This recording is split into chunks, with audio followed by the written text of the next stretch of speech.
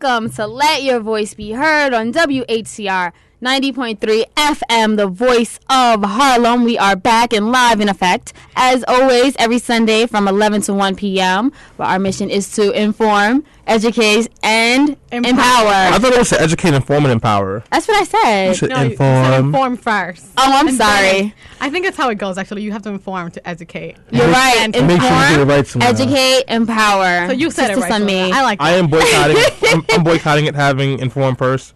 I'm putting up a petition to have educate first. Okay. No. There's no reason at all. This is be, a pain in the butt, actually. I think you're just. And he, you don't like do to that be well. he doesn't like to be outnumbered because we have more ladies in the room than we Yes, have men. we do. Okay, so let me just start off. My name is Selena Hill, and that's Miss Selena Hill, MS. Yes, I feel very strong about that. It's You the do- I do MS too. Selena Hill I do. on Twitter. Until you become a doctor, and then you're just like, no. I feel very strongly about being called a doctor. Yes. we are. I feel like Yes, I'm Oprah definitely. right now. Are you guys feeling it? Okay. And this is Patricia Villoy at Besito86. That's BESITO 86 on Twitter. And Stanley, we have Stan, the man engineer on our show. He's on the 1, 2s, and YouTube. What's up, Stan? Yes. You know, Yes. Stanley, you used to use YouTube all the time. Like, you were known as the YouTube DJ. That was like a whole college ago. We should be clear about that. I still use YouTube sometimes to get some music. There's nothing wrong with that. There was nothing wrong with that at all, unless Lena hits the music selection and then she punches me in the arm. I'm not close enough to punch you anymore, Right but I now. used to. When we used to sit next to each other, I'm like, I hate this dog. She's just punched me like she's really loud too. Yeah. Yesterday she started a car accident in Brooklyn. But anyways, I'm Stanley and the gosh. engineer. I changed my Twitter name back to Dark Skin Swindle. Oh, God. It just You are so confusing with your name changes on Twitter, Stanley. It's Yeah. very hard to contact you. it is not hard to contact me because that's only the second time I've ever changed my name. And I Twitter changed it handles right shouldn't back change. after It should a be week. yours And after they forever. peer pressured me into changing my name, then didn't like it. I want to be clear about that. It used to be Barack O Drama. Zero. This is the Rock Zero drama. And let's be clear, they all said, "Oh my God, I love it." And then when they had trouble like figuring out how to spell it, then I was like, "Oh my God, change it back to Dark Skin Swindle." And then now I have, and I was like, "You're always changing your name." Well, They're bullies and you telling me spelled guys. Barack wrong. Yeah, you did, and that's what we Because had it a was problem the only with. one available. So you spell his name Because out. everyone wants to be Barack on Twitter. Not really. Shout out to Kwanzaa. She's in the house as well. And we have our intern, Danielle, in the house. And a very special guest. Yes, we Patricia, do. do you want to do the honors of introducing your guest? Sure, why not? I have it written down. I can definitely. Today, we're going to be talking with Jennifer Vanesca. Let me read her here. She's a columnist on social media, social minority issues, for Columbia Journalism Review, and she's the former editor-in-chief of 365gay.com, and she also blogs at the Huffington Post. Say Hey, hi. Jennifer. And welcome to our show. How's everything? Oh, great. I'm really happy to be here. Are you really that happy? Because it's like 11 o'clock in the morning on a Sunday. I don't even think we're that happy sometimes. No, But everything's okay? Yeah, I live close to here. I was like, I'm really happy to come in. This is an important issue also. Yes, it definitely we is. will. We will be talking about what happened with the NFL player Javon Belcher, who murdered his girlfriend Cassandra Michelle Perkins and then committed suicide. And we're going to be discussing, sports, athletes, and domestic violence. And hopefully we can get some good insight and have a really good discussion about it. I think we have a lot to learn. Yes, I'm definitely looking forward to that. And then in the second hour, we're going to be speaking about another very heavy and very important issue. The amount of violence going on in Chicago. I just read early this morning that 11 more people were shot this weekend. This weekend. Yes, this Wow. weekend. So, the weekend is not even officially over. Last weekend, 38 people were shot within 52 hours. On Monday, 11 people were shot. Is it like a contest out there? It's What the like heck a- is yeah. going on? I was actually speaking to a Chicago rapper last night. Shout out to the Dean's List Store. We were at this New York City showcase of talent and local artists. Right. And one person there, he was a local rapper from Chicago. Well, actually, Sean, local right? from Chicago. Yeah, Sean Black. And he was telling me how his grandmother witnessed some gun violence where these, I don't know who they were, some guys just pulled out automatic weapons and shot up a bus. Where do they a get these public weapons bus from? in Chicago and just killed people. Like, I've never heard of that too. You think that would make like national media, like news, everybody be talking about it. It's some guy with an automatic weapon shooting at a bus. you know what, Patricia? That's a great point. Why isn't this in national news headlines? This, I don't know. in my opinion, this is a state of emergency. I agree. When you have this many people and more murders in Chicago than in Afghanistan, Jeez. that's I know. crazy. That is bad. More U.S. troops are dying. Less U.S. troops are dying in Afghanistan than Chicago. how the heck do you put a stop to something like that? That's what I want to know. And This is. I grew up in a pretty rough neighborhood, and it was pretty crazy. But I don't think I've ever seen anyone pull out automatic weapons in the middle of the day and shot at a bus. Yeah, exactly. That's even too much for Brooklyn. Yeah, I'm baffled. Honestly, I was watching some videos, and it just disheartens me. I was very sad. We're going to actually speak to two very important guys, men who have great introspect on this and insight on this issue. First up, later on, we're going to be speaking to Nooney G. Ward. He actually was a gangster disciple under Larry Hoover. Back in, I think it was the early 90s, late 80s. He'll clarify that for me. So now he's a reformed community activist. And we've also will have T.O. Hardman, who is the director for Cure Violence in Illinois. They are doing great work, and they actually have statistics to prove that their theory in stopping gun violence has worked. Oh, that's really cool. So we'll speak to both of those two men and hopefully try to see what we can do. Because it's just ridiculous. I know. I had no idea that it was actually that bad. And I knew that there was things going on, and I didn't know anything about it. So I'm really glad, actually, we did bring this topic up. I'm down for whatever works. We got two really heavy topics. Yeah, this show's going to be kind of on the summer side. I'm going to lighten the mood when I talk about the unemployment and how we've added 146,000 more jobs. And guess what? You probably didn't get one of those. But I will tell you the sectors that are hiring, and maybe you can apply for that if you have the degree. And if you don't, you can go to school for it if you can afford the tuition. If you can't, you can apply for financial aid if it didn't get cut. It's a really heavy show today, isn't it? Yes, so bear with us. This is Let Your Voice Be Heard. You guys can hit us up on Twitter at BeHeard_radio. You can call in at any time to let your voice be heard. The number is 212-650-6903. And also check out our website while you're doing all of that. That's www.lyvbh.com, the acronym for Let Your Voice Be Heard. And I think we're going to a break. But we're coming right back with more with Javon Belcher and his girlfriend that died, Cassandra Michelle Perkins. He killed her. Yes, I'm sorry. And I love this song. Thank you for playing Rihanna. That's how we fall out. Strip clubs and dollar bills. Still got my money. Drone shots in the up and down that pole. Still got my money. 4 o'clock and we're going. Still got my money. Trying to make it go up around. Go down. Still got my money. I'm over that game. Still got my money. You eyes know you want some. Still got my money.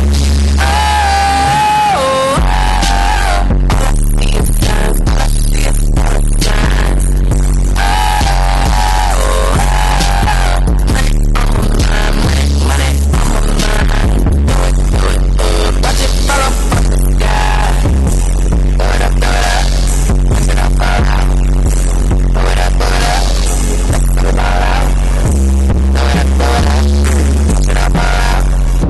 Throw it up. Blow it up, that's how we fall out.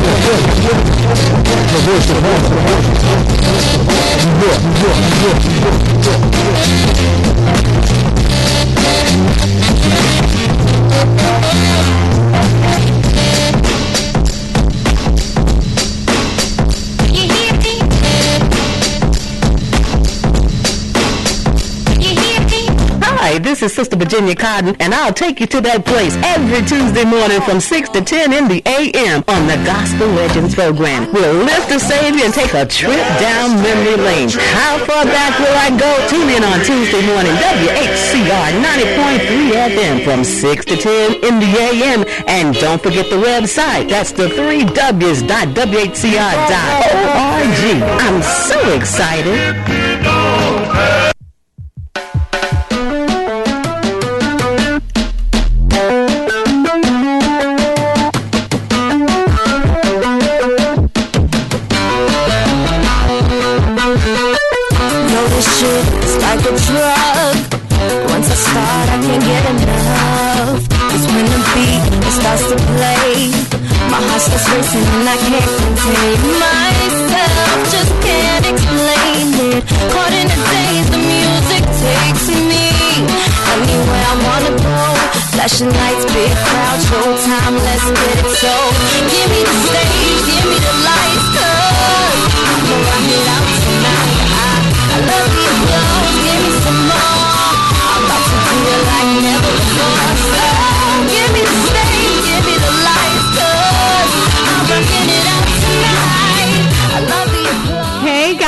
Patricia here on Let Your Voice Be Heard on WHCR 90.3 FM. Thank you for that song, Stanley. What was that? You don't That know. was Rocker by Christina Montalvo. Who's that? She's the artist that we met at the Phenomenal Woman show. Oh, very nice. I'm glad you shouted her out, Stanley. That's why I asked. I was like, I've never heard that song. Me either. Well, yeah, you know, since we're talking about it, the name of the song is called Rocker. She was very nice. You guys should see. Yeah. You guys should see the email she sent us. Yes, I saw it. The day after, I was like, oh, I'm gonna play She's music. very appreciative of us doing interviews with her at the Dean's List tour. So shout out to the Dean's List tour. That is really, really cool. I like that. New artist. I always love that, and we should promote them all the time. She was really good. She had a beautiful voice. So shout out to her. Now, let's get into some really serious business like we always do here on Let Your Voice Be Heard. Yes. And guys, like I said, once again, if you have any questions, any comments, you want to call us to give us any advice, updates, whatever you want to talk about, call us at 212-650-6903. So let me just give you a little bit of a background. I believe it was last Saturday morning, Kansas City Chiefs, I can't say that word, linebacker, Jovan Belcher shot his 22-year-old girlfriend, Cassandra Michelle Perkins. She's the mother of his 3-month-old child. He then drove to the Chiefs parking lot, apologized to head coach Romeo Crennel, defensive coordinator Gary Gibbs, and general manager Scott Pioli, got down on his knees and shot himself in the head. Yes. Hold on, he got down on his knees. That's what I read. How dramatic. I guess they say that. That is pretty traumatic, actually. So it's murder-suicide, as they call it. The next day, the game went on. The Chiefs versus the Carolina Panthers. The highest possible cultural platform, the NFL, told the world that the death of this 22-year-old woman took a backseat to a game. And I know that was appalling. What do you mean? They took a moment. They did a moment of silence for domestic victim violence during the game, but they still continued with the game. And I thought that was a good opportunity for them to really, really talk about this so important issue. Yeah, go ahead. Why do you think like they made her take a back seat? I don't think so. I just think that it was a horrible thing that happened, but were they supposed to cancel the entire game for that incident? Like thousands of people paid for tickets. Right. The game was supposed to be happening. So usually you reschedule it. Yeah. And the NFL season is a very short season, 17 games, and they played the game. Yeah, no, and the NFL has a history of doing this. And it was a decision by the teammates. They could have asked to push the game back, and they didn't. They didn't want to do that. They wanted to play. They wanted to get it out of their minds. I don't think that's a bad thing. For me, when tragedy strikes, I'd like to be busy because if I had to think about it, it's very troubling for me. Right. Exactly. So what's so bad about that? A game that is so competitive, and they say that the mental health of their athletes is so important to how they behave outside of the game. There really wasn't precaution. When people are in shock, I believe that you're like, yeah, let's just move on. It's something that I think we do as humans. We just say, let's do it. And not that I say that they shouldn't have played the game. I just think that this is such an NFL history. They just continue on. It's always like whatever happens, they continue on. Even from back when John F. Kennedy was shot, they played a game after that, and the whole world was just like, really? Our president was just killed. After 9/11, they also wanted to continue playing the game, and it was just public outcry. They were just like, no, you should cancel that game. And they were still to the very last minute, we're like, no, we're not going to cancel the game. The game must go on. And people were just like, no, people are grieving. Your teammates are grieving. You should kind of give it. So it's something that it's very NFL-like. I wonder if more of an issue here is that the NFL didn't really seem to take this seriously as domestic violence. So they hung his jersey up, I guess, in his locker, in kind of an honorary kind of way. But this wasn't something that this wasn't a circumstance that just happened to Belcher. Exactly. He is a murderer. He killed a beautiful young woman. That is what happened here. Yeah, and just to our listeners, reminder, our guest today, who was just speaking, that's Jennifer Vanasco. Like I said earlier, she's a columnist on social minority issues for the Columbia Journalism Review. She's also the former editor-in-chief of 365gay.com, and she blogs at the Huffington Post. We're going to have this discussion with her, and if you have any questions for us, call us up. The number is 212-650-6903. So let's continue with what you were talking about. Do you think the NFL handled this tragedy the way that it should have been handled? No, and I think that actually professional athletics have a history of not handling this well. So I believe that in the last year that there have been 29. There have been. I guess there's 32 people. Other people probably know this better than I. That there's 32 NFL teams. 31. Yeah, 32. Right? Yeah, you're cute. I'm definitely not an expert on that. Me neither.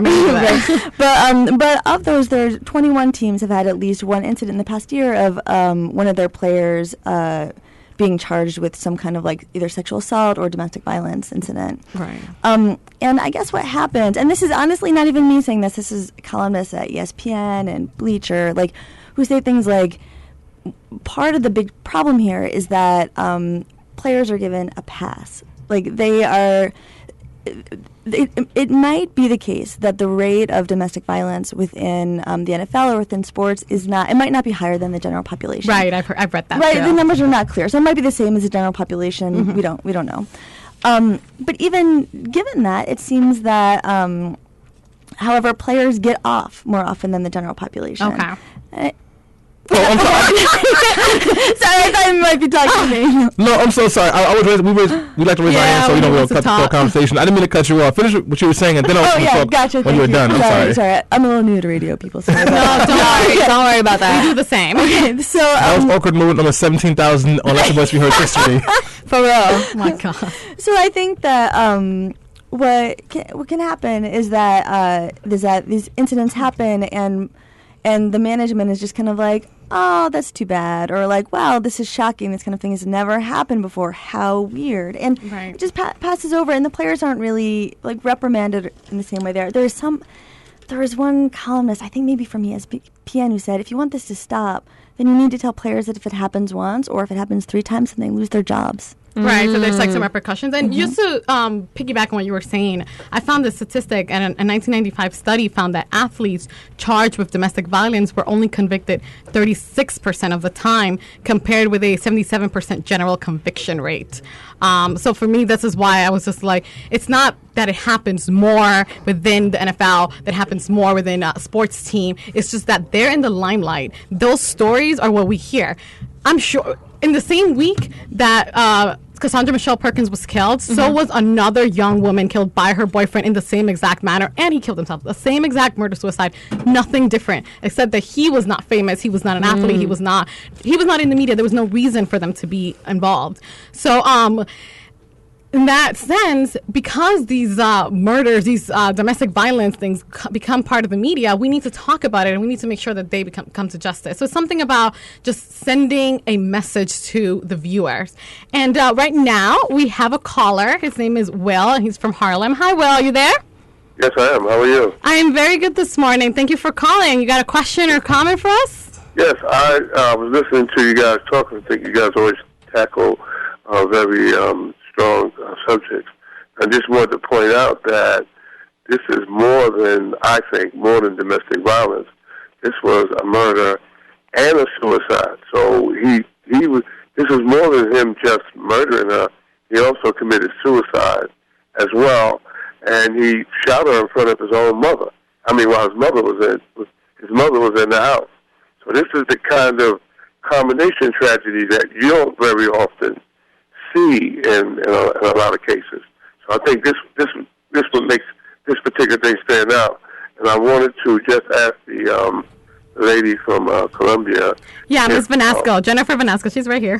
Hey. Okay, I just wanted to ask her a question because I know she started in talking about looking at it as domestic violence, and I'm just wondering if she sees it like I do as more than just domestic violence, because the guy, after he murdered her, and then he went and he killed himself, and so you got more than one kind of tragedy. I think he kind of gave himself the ultimate punishment because he knew he screwed up. So you don't get a lot of domestic violence people doing that. So I'll just hang up and listen to you guys talk. Thank you so much. Thank you so much, Mel. Go ahead. I think that's a really good point. I think it's a great point that that there is that other side to it. And I think that part of the problem here is honestly the media coverage.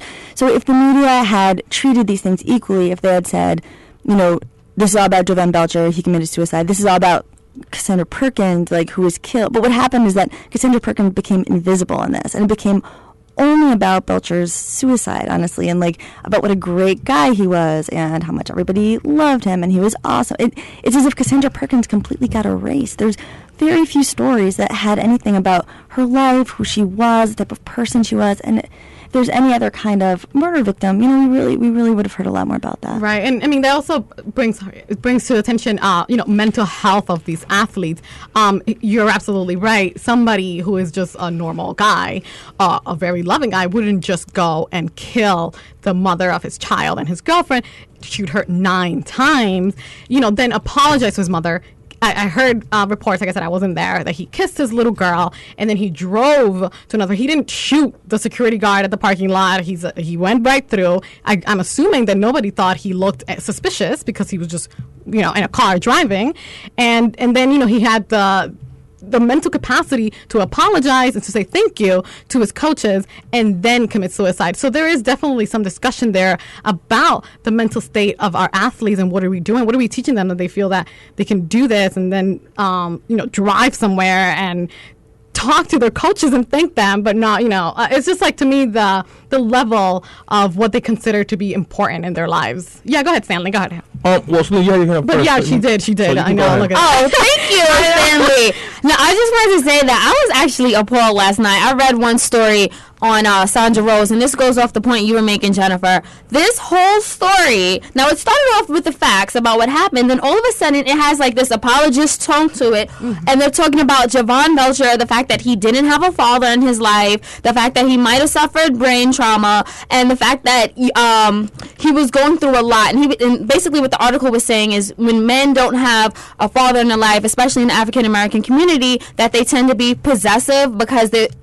of the fear of being abandoned again. So the way they framed it was he was just holding on to Cassandra so tightly. He didn't want to let her go. He didn't want to feel that pain again. And all of a sudden, we're sympathizing with Javon. And I'm just like, we can't do stuff like this, because when you sympathize with domestic abusers, then all of a sudden it turns into victim blaming. And what happens to the victim? And I was honestly, I was going to leave a comment, but it's just normalizing. Yeah. I feel that the discussions should be about both, but in different subjects. It was horrible. Stanley. I don't think so. And I'm going to come across with a completely different perspective on this. You're absolutely right. There haven't been enough stories discussing the wife's name. As you can see, I barely know her name. Yeah, Cassandra Michelle Perkins. That's not for fault of not caring. It's just for fault of ignorance on my part. No, media has a lot to do with it and what we read. But there's a couple of things, and there's one thing that Will brought up that I really liked that he said was that, this is bigger. To me, it's bigger than domestic violence.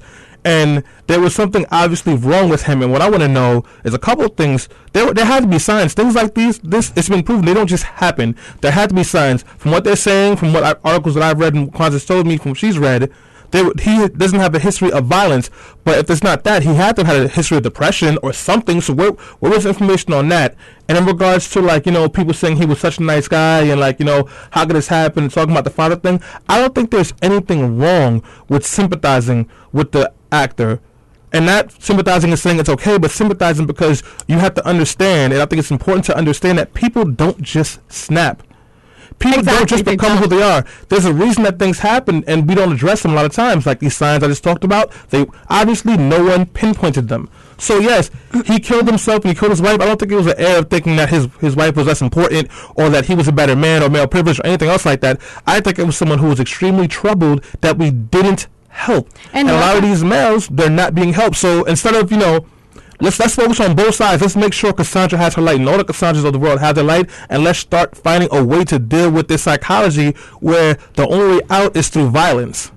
And exactly because of that, and that whole thing where we do, as a society, we definitely sympathize with these people that commit murders and that rape and they do all these kind of awful, terrible things, because they're people in our lives. When we have a connection to someone and we love them and we look up to them like an athlete and they do something horrendous, we have to distance ourselves from that. We say, I used to like this guy and he's a murderer. He must have been troubled. There's something that goes on. And it's like, for me, a way of coping with loving somebody so much and then seeing how terrible they were.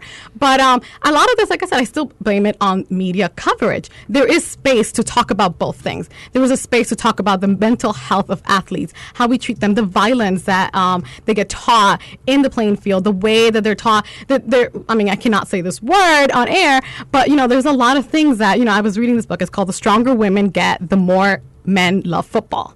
And it points out that coaches of these sports, they often exhort players to perform better by telling them not to be sissies or girls or the P word. And that's a way to just make them rev them up. What kind of imbalance does that create in their personal life? I mean, it already tells them that you are better because you're not a girl. So this is something that grows up in our society. So that's why we find it so easy to sympathize with the athlete. And like I said, there is definitely a space to talk about both things. But we can't let one overshadow the other. And that's what I don't want it to happen here. So, Cassandra, I want to get back to you. Do you see that there's a connection between violence in sports in general, not just against women, but in general? Does it happen often? I don't know, honestly. I would say that I was not the expert on what those connections are, but there are other people with an imbalance of that, who think so, who think that one of the ways that domestic violence in athletes could perhaps be really helped is if men, especially perhaps football players, were taught how to control their emotions when they're off the field. So as you say, I think that what happens is that, they're taught to use their fear and their anger and whatever negative emotions they have into really physically destroying other people. That is their job. And I think that, when they get off the field, I think probably similar to members of the military, honestly, who struggle with similar things. When they come home to their families, then they're maybe not able to control themselves. But there's also, as you said, Patricia, you made a really good point. I think there's also, with any type of celebrity, a sense of entitlement. So they're used to getting their way. They want something and they get it. People bring them whatever they want at any time, and they're wealthy enough often to get what they want. And so when it comes to women, if they are not, if they do not get what they want immediately from the woman in their life, then they get filled with this rage, which is really not okay. Yeah, I know, and that connection that you made with military personnel, very important. I find it a very similar thing. And guys, we're talking to Jennifer Vanasco about the NFL, sports teams, and domestic violence. We will be right back. This is Let Your Voice Be Heard on WHCR 90.3 FM. The blood's run stale. I wanna hide the truth. I wanna shelter you, but with the beast inside, there's nowhere we can hide. No matter what we breathe, we still are made of greed. This is my kingdom come. This is my kingdom come. When you hold my hand, look into my eyes. It's where my demons hide. It's where my demons hide. Don't get too close. It's dark inside. It's where my demons hide. It's where my demons hide. Curtains call, it's the last of all. When the lights fade out, all the sinners crawl. So they dug your grave, and the masquerade will come calling out at the mess you made. Don't wanna let you down, but I am hellbound. Oh, this is all for you. Don't wanna hide the truth. No matter what we breed, we still are made of greed. This is my kingdom come. With today's unpredictable economy, it's become quite strenuous for millions of jobless Americans to keep their heads above water. Yet as strenuous as it is for the average American, what about the formerly incarcerated American? Well, this is just how strenuous it can be. Recent national surveys indicate that the unemployment rate among the formerly incarcerated 1 year after release may be as high as 60%. However, fortunately, there's Fortune Society. For nearly half a century, the Fortune Society has proudly assisted formerly incarcerated men and women in the New York City area. The Fortune Society's initiatives include housing, education, employment, and substance abuse treatment, which have reinvigorated the lives of many.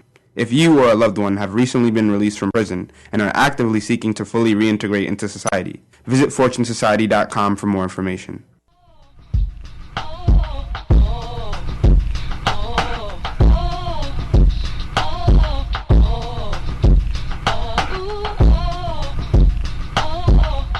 WHCR 90.3 FM, New York.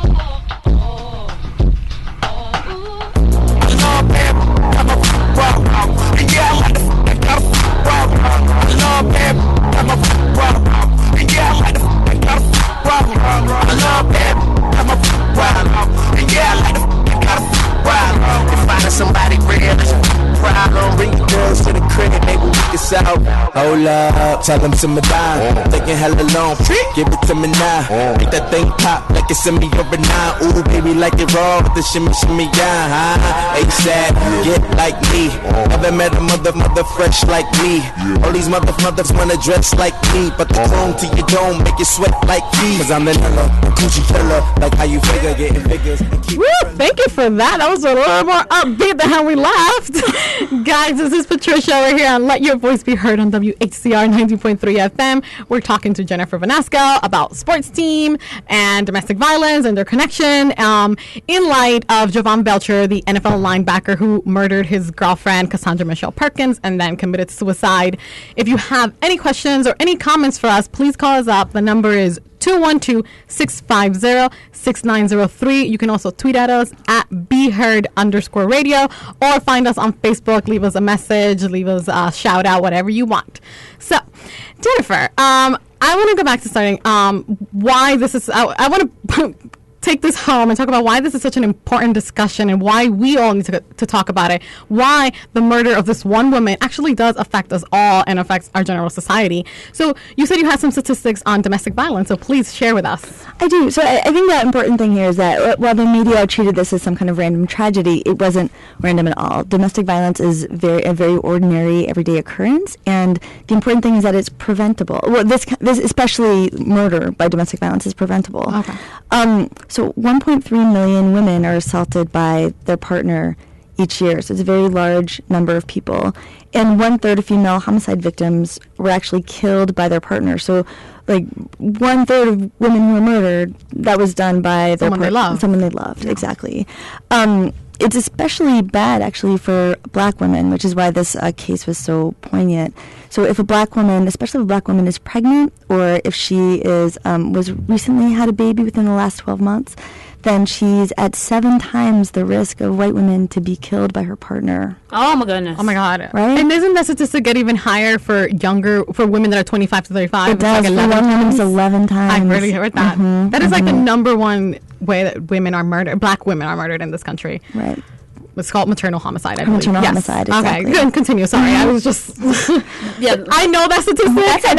Is there any reason why or behind? Do we have any statistics or connection to why this is happening to black women? I mean, more than likely, is it because they're dating men within their race? Is that what's going on, or is it just if you just happen to be black and you're in a relationship, more than likely, your chances for being domestically abused are increased? I often statistics say so, but yeah. Yeah, statistics say so. I do not know why. I would say maybe it's because I would say maybe culturally. Society doesn't have a great history of listening to black women, honestly. So, like, I worry that, like, what might be happening here, and I do not know, but what I worry is, like, black women might worry that if, like, they go to, like, the police or tell somebody, that people might say, oh, what are you doing to cause this? Or they might just not listen to them. Like, I think that there might be, like, it might be that black women don't feel like they have as much power in the world, and so they might feel that, like, they don't believe that they'll be believed. They don't seek out help earlier as maybe a white woman who feels that maybe somebody will believe her. Well, I mean, and not to distract you, and I'm definitely going to go back to you, but just a little side note. I mean, we all remember O.J. Simpson, and he was, he murdered his wife with a knife, and she was a white woman. Media to this day still points her as like she was a victim. There's no way out of it. Nobody talks about maybe she cheated on him, maybe she pushed him, maybe she did something. That's exactly he's an angry black man. So that's like kind of like how we position black women to be like they caused it. But yeah, go ahead, Stanley. OJ and I have something in common. We're big black men. Exactly. We're always the targets. That's one of the reasons. And also, in the African American community, I'm glad that's the only thing you have in common with OJ. By the way, thank you. We're also very good at football. One of the things that in the African American community, which I'll tell you myself, I know for a fact, is the definition of domestic abuse is completely different. So if Selena and I are dating, we get into an argument, and I shake her or I just push her, that's not violence. That was just me upset and expressing myself. Yep. If she's around me and I punch a wall, that's not domestic abuse. As long as I didn't get hit. At least he didn't hit you. The definitions are completely different in the black community. Agreed. So unless you pistol whipping her, kicking her down some stairs, it's not really abuse. And even then, what did you do? Exactly, and that's the problem. Why, for me, it was so important to talk about it, especially because it was a black woman. Go ahead, Selena. I was actually in a relationship in which someone broke their hand punching something, and someone. Yes, wasn't you or him? Okay. Oh no, it wasn't me. Oh, okay. It wasn't me. So he broke his hand punching a sign, and as word got around campus, people were like, "Wow, you are such a strong brother. At least you didn't hit her." And that just put everything in light. I didn't know. Like, I felt like, yeah, maybe I'm privileged. Like, they were like, Selena, wow, you should be happy that you're with someone that would punch a wall and break his hand rather than breaking his hand on you. So thank you for putting that into light. Yeah, no. Yeah, you're absolutely right. But maybe we should do something for the people who don't know how to express their anger, because I know when I'm a little bit better at it now because I'm just not a big fan of emotions overall. But when I was younger, I wore my heart on my sleeve, and if I got upset, sometimes, all I knew how to do was express it through violence. Maybe we should focus on helping people express their anger through violence, because maybe, they always say, well, what did she hit you? Did she provoke you? And, you don't want to ask those questions, but sometimes that does happen. Sometimes you're in a situation where someone's in your face and they're provoking you, and you don't know how to express that frustration. And sometimes pride and testosterone are a little bit stronger than reason, and as much as it's bad, it's the truth. No, it is true. I think the way our society and our our community especially handles the way that we when we get angry, that's really one of the biggest problems. And I think that when people talk about domestic violence as a women's issue, and it really isn't. It really is actually a relationship issue, and it's a very men's issue too. And just to throw that out there, 835,000 men actually are also victims of domestic violence. It does go both ways, and the way that what it is, men are not taken seriously when it happens to them. Women are put as like this victim. They're either glorified for it, or they're just seen as like, you might have done something. So the way that we handle it for both men and women is just horrible as a society. But let's get back to Jennifer. You had some more statistics, and you had some other information. Please share with us. Enlighten us. Well, so I think that the thing with Jovan Belcher is that it is true that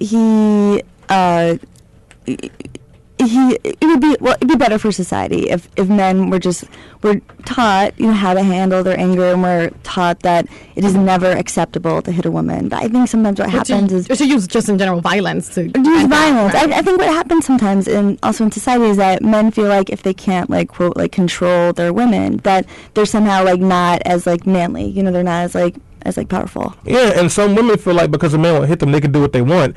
And I think that's something that, no, it's true. There's some women that will flat out let's talk about that as well. There's women who will flat out put their hands on the guys because they know the guy won't hit them. And they're the abusers. Yes, they're the abusers. I actually had a conversation with someone who's in this, on who I met the other day, where he told me, the woman put her hands on him, attacked him, and he ran out the house. He went to go get an officer. There were two female officers. He told them what happened, and they said, what are scratches on your face? She didn't do nothing. They called it out, and then what happened was he told me, the cops came. They saw him. They were going to arrest him. He explained it wasn't him. They told him to wait there by the door. They knocked on the door. They asked her, are you okay? She goes, I'm fine. Nothing happened. She steps out, sees him there, and goes, he threatened to kill me. There is the way our society handles the situations is actually horrendous, and that's one of the things. When we don't take men seriously when they're attacked, their only way to vent out their anger, their frustrations, their stress is through violence, because they know the police are not going to do anything about it. So we do owe men to treat them with respect and to actually get them help when they need it. And we need to raise our boys to ask for help when they do need it the most. Go ahead. What's interesting here, I think, is that you would not think this, but what is not the answer is couples counseling. Yeah, I did hear that too. That's not the answer? Well, you would not expect that to be true. So part of the trouble with the Belcher case is that there was a lot of tension, I guess, between Belcher and Perkins, and one of the things that the chiefs did to help them was get them couples counseling. But in fact, couples counseling can make the problem worse when it's a situation of domestic violence.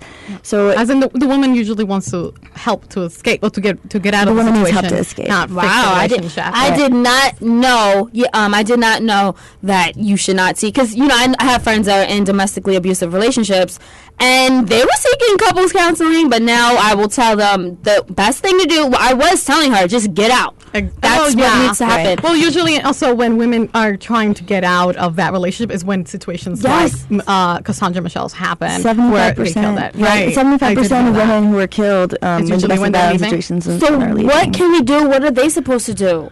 I think it's more about getting help from a domestic awareness hotline or something so they can get out of that situation and safely. I mean, it is difficult, like I said, it is, especially when you have children and you can't just go yourself. But we had a caller on the line, right, Stanley? Thank you.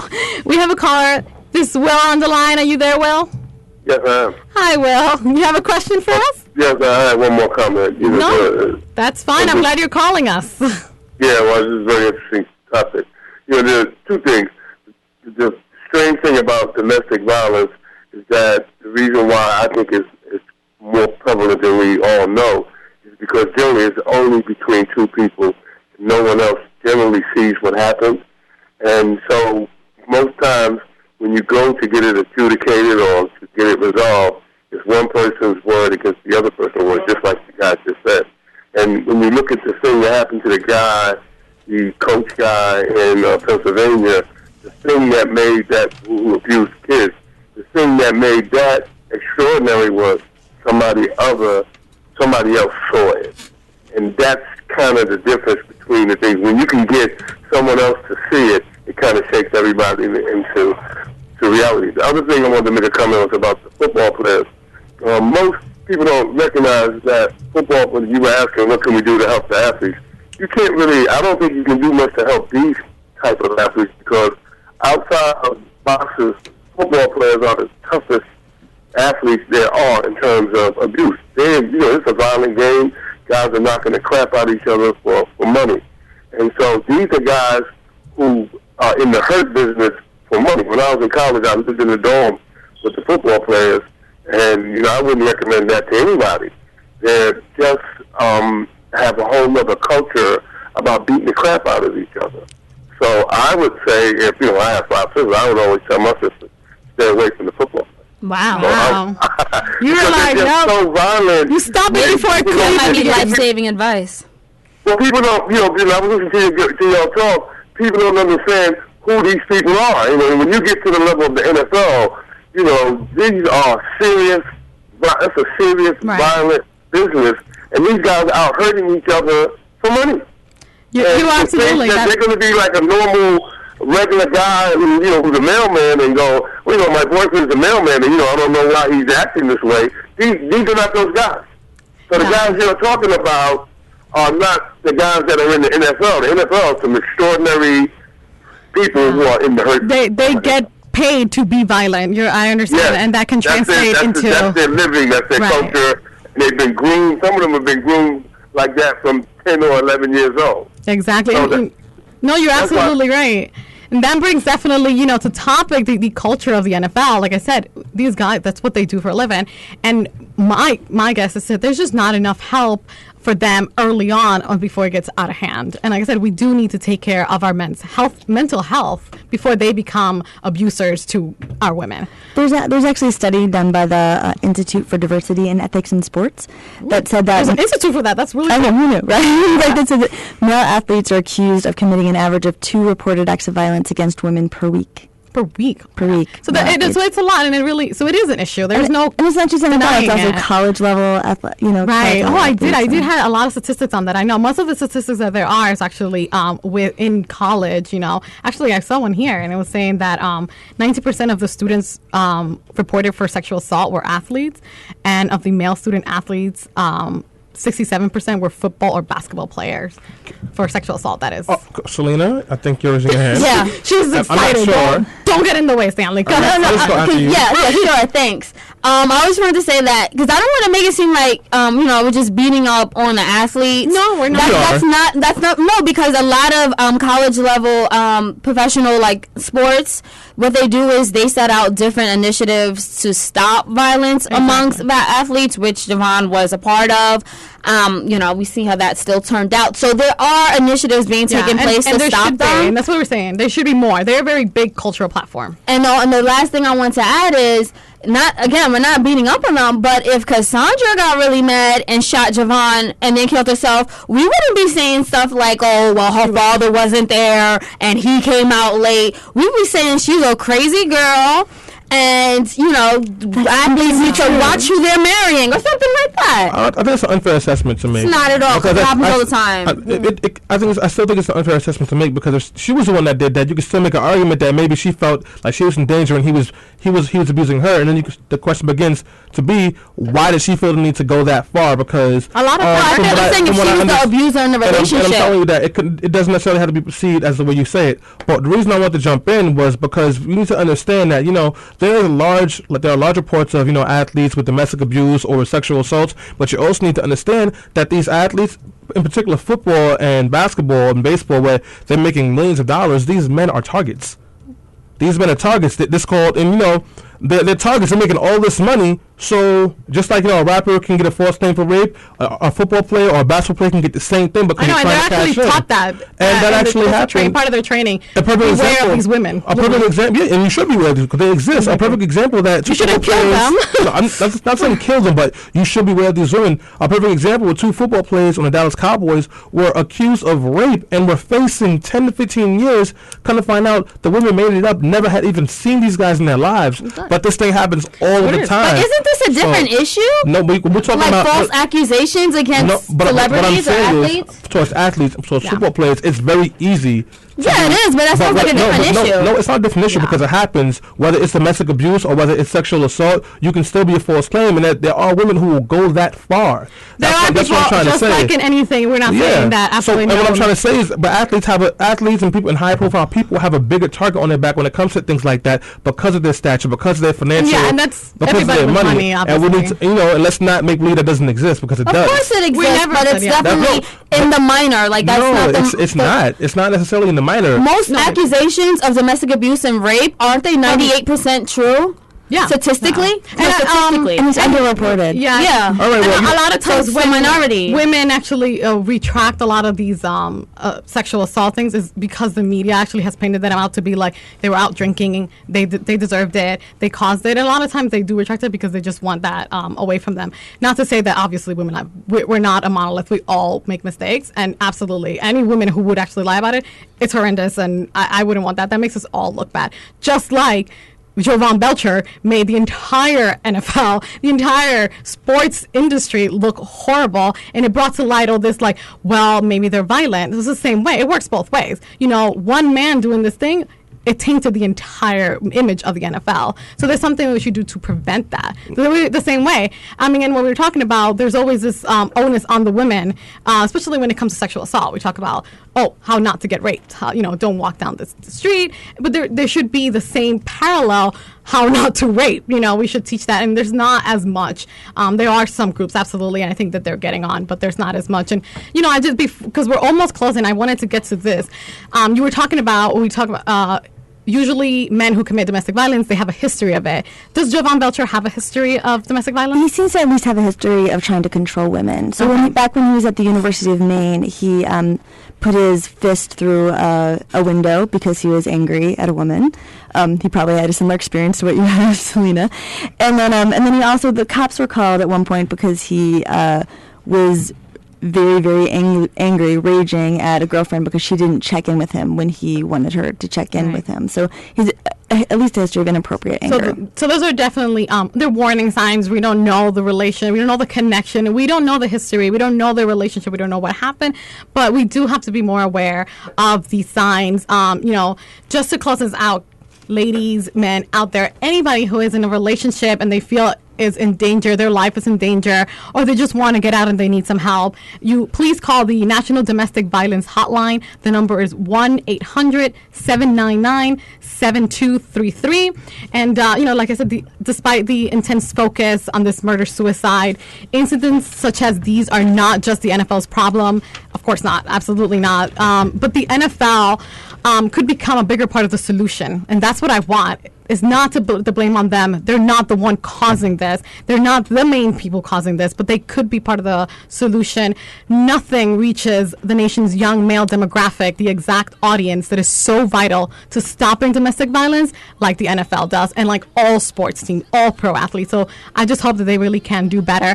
Guys, this is Let Your Voice Be Heard on Whcr 90.3 FM. We were just talking to Jennifer Vanasco. Thank you so much. That was really, really great. We appreciate it. It was a pleasure. Thank you. We enjoyed it. Thank you you so much, guys. We'll be right back after the short commercial break.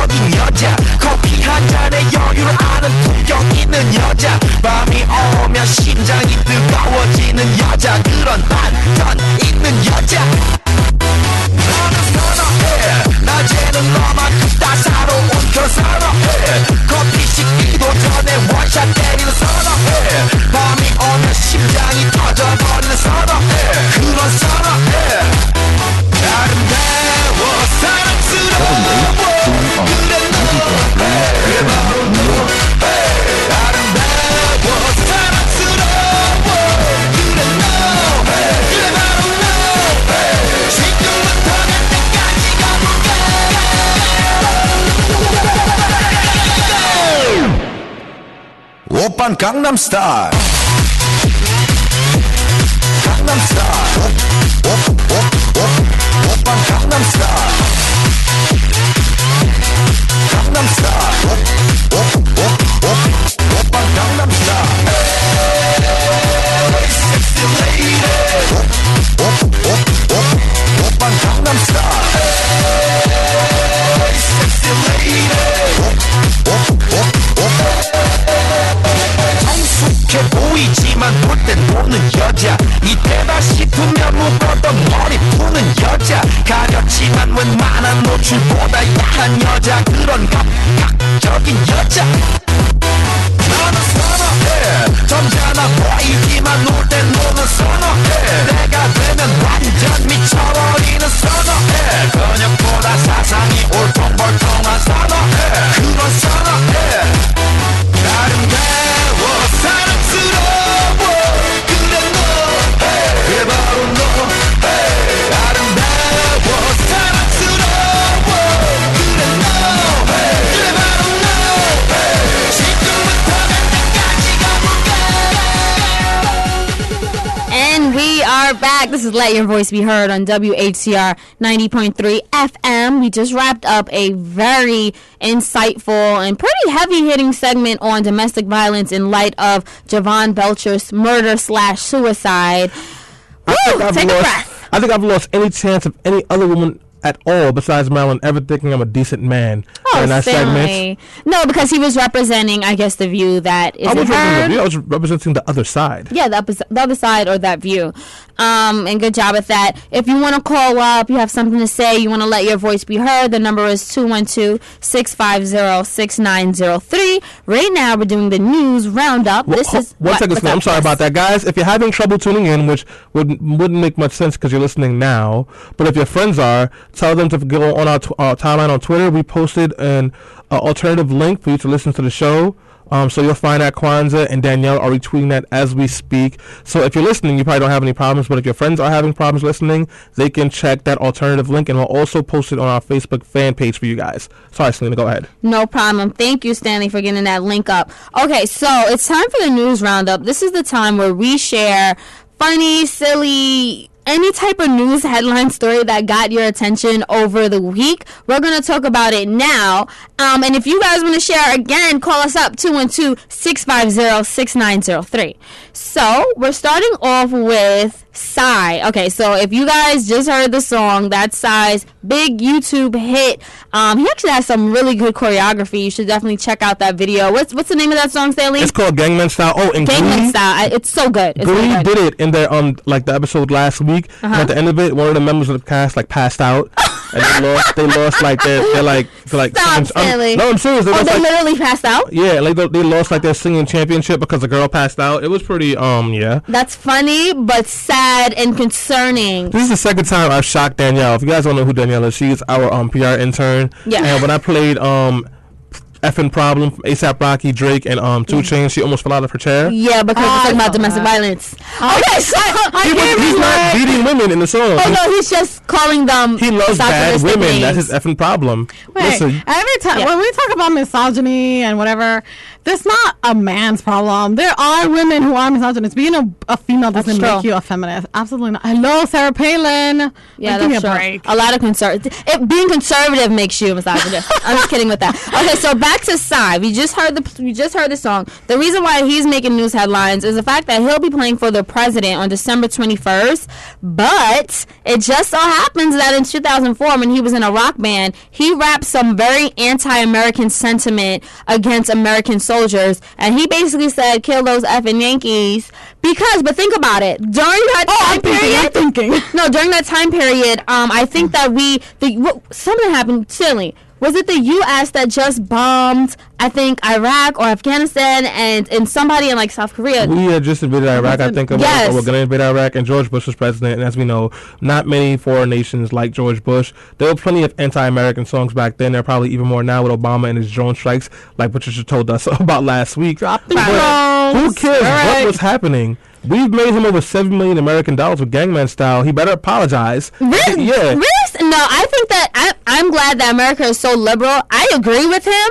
To kill American soldiers? Not to kill American soldiers, but that the sentiment behind it, the fact that America is going in there as imperialists, taking all other people's land and killing civilians. Love that word, imperialist. Did you learn that from me? I learned it in about 7th grade. Okay.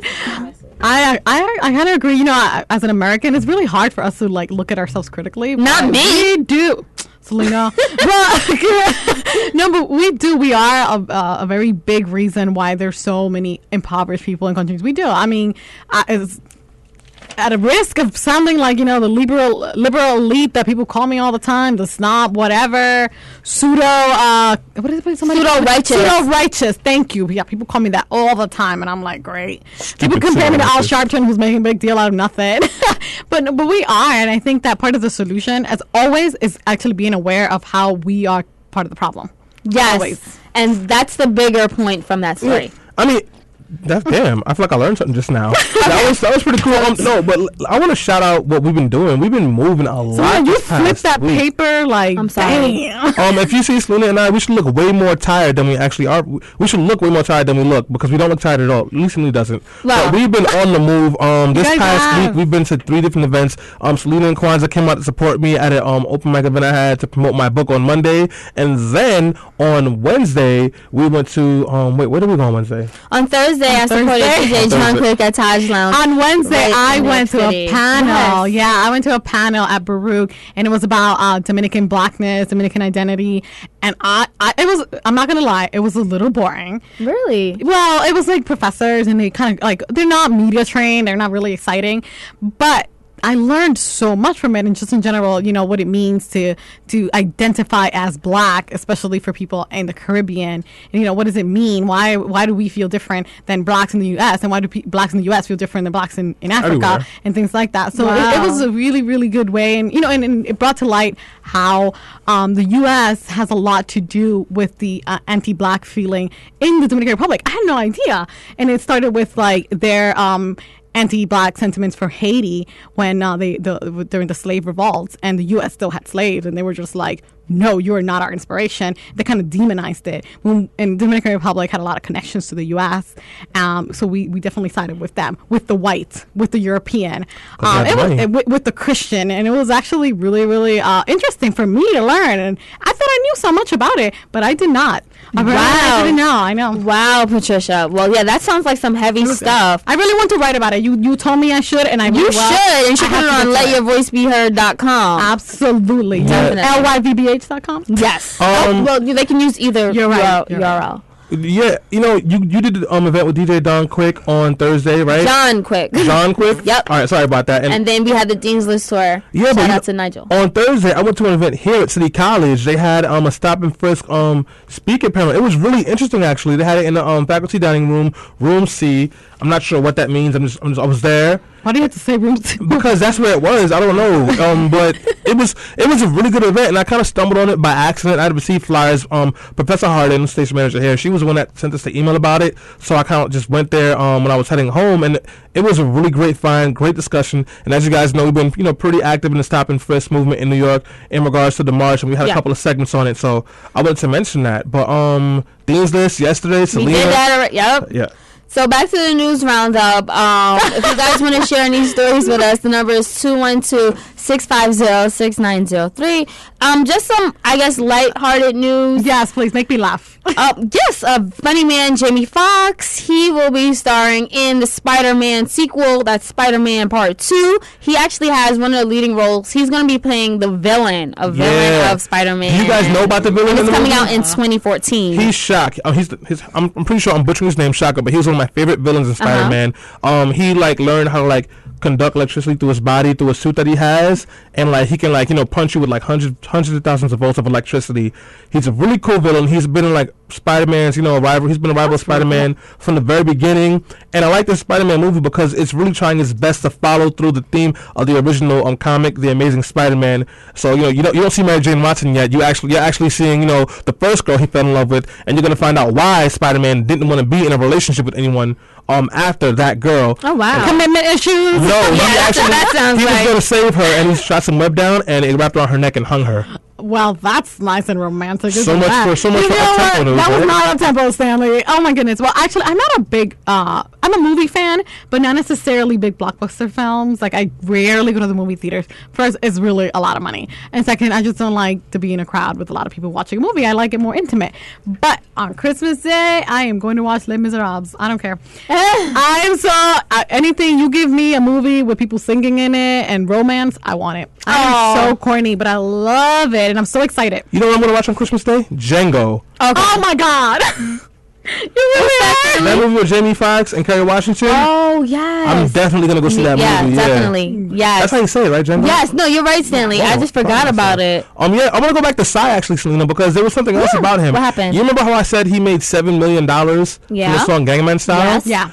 You know how much that he's going to see? How much? Around $55,000. What is going on with that? His country and the way the government is structured, you don't get that money. The government does. So is it a communist country? Yeah, all of you people who think America's so bad, take a look at him who made a worldwide smash hit. Like Cuba. And he's only making $30,000 more than I am. Wow. Yeah. That's so sad. So America's not so bad now. I support communism has a lot of things that we could I think you support socialism. Socialism, yes. But that's just a theory, not a theory. It's a ideal. There we go. Yeah, communism and socialism, they both have strong points that we can learn from. Everything do. So does, our capitalist system. Yes. It That's does. very true. So, also huge news this week.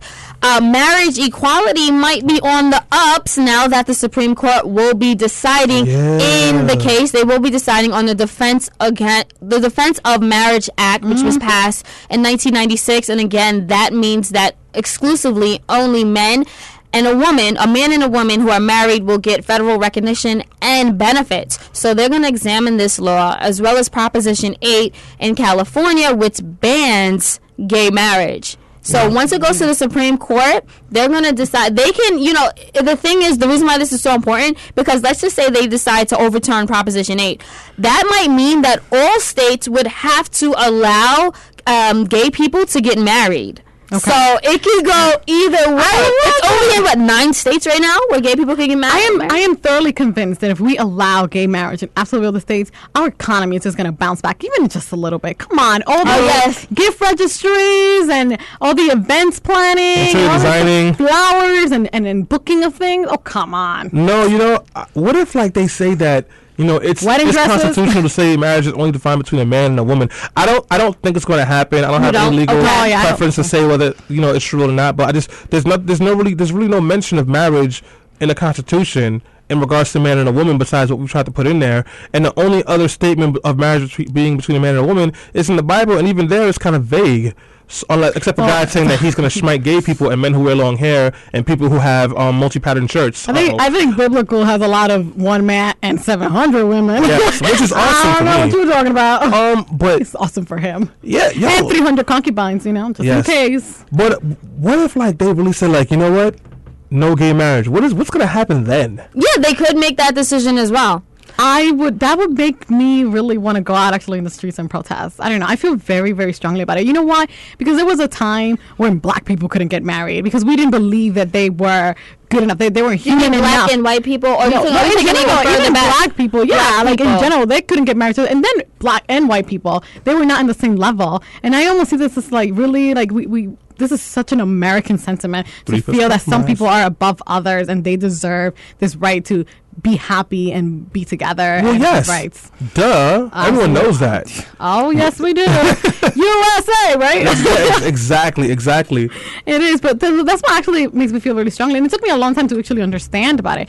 There was a time when I didn't know how I felt about gay marriage. There was a time when I didn't know what I felt about abortion. I was just I think it's wrong. And learning and meeting people and getting to know them personally really opens my eyes. And that's a privilege that we have as New Yorkers, as living in the U.S. We can meet these people. We can have a relationship with them, and we can see that we're not that different from them. Some people don't have that, and that brings a lot of fear to them. So.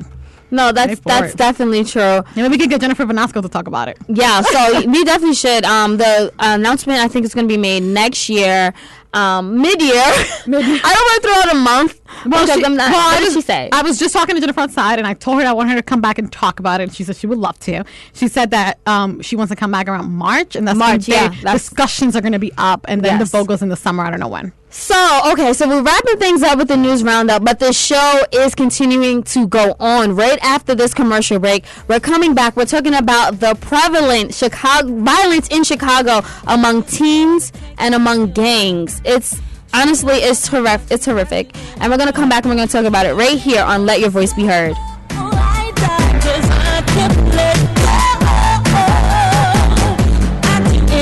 To take her from your mind.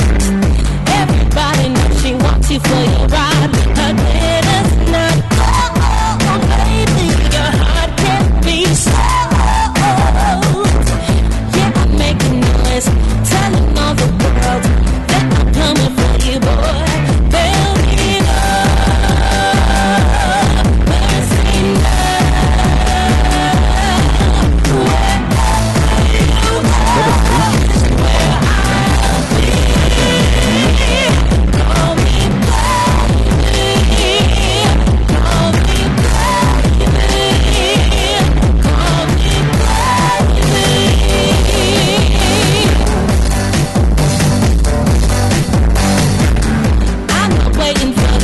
say the word. Happens not for hour before you get a burn. Waited so long, I don't care if I'm wrong.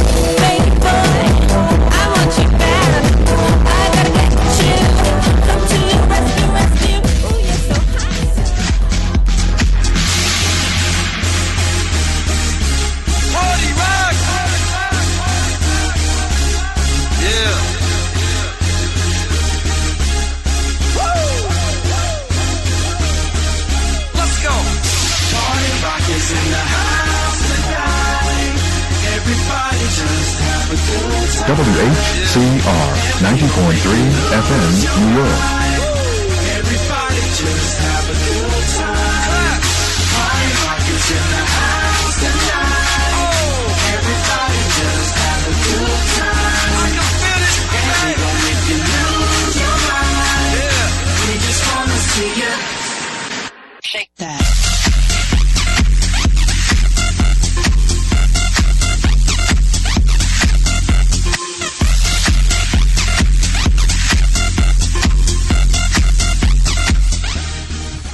And we are back. This is Let Your Voice Be Heard on WHCR 90.3 FM, the voice of Harlem.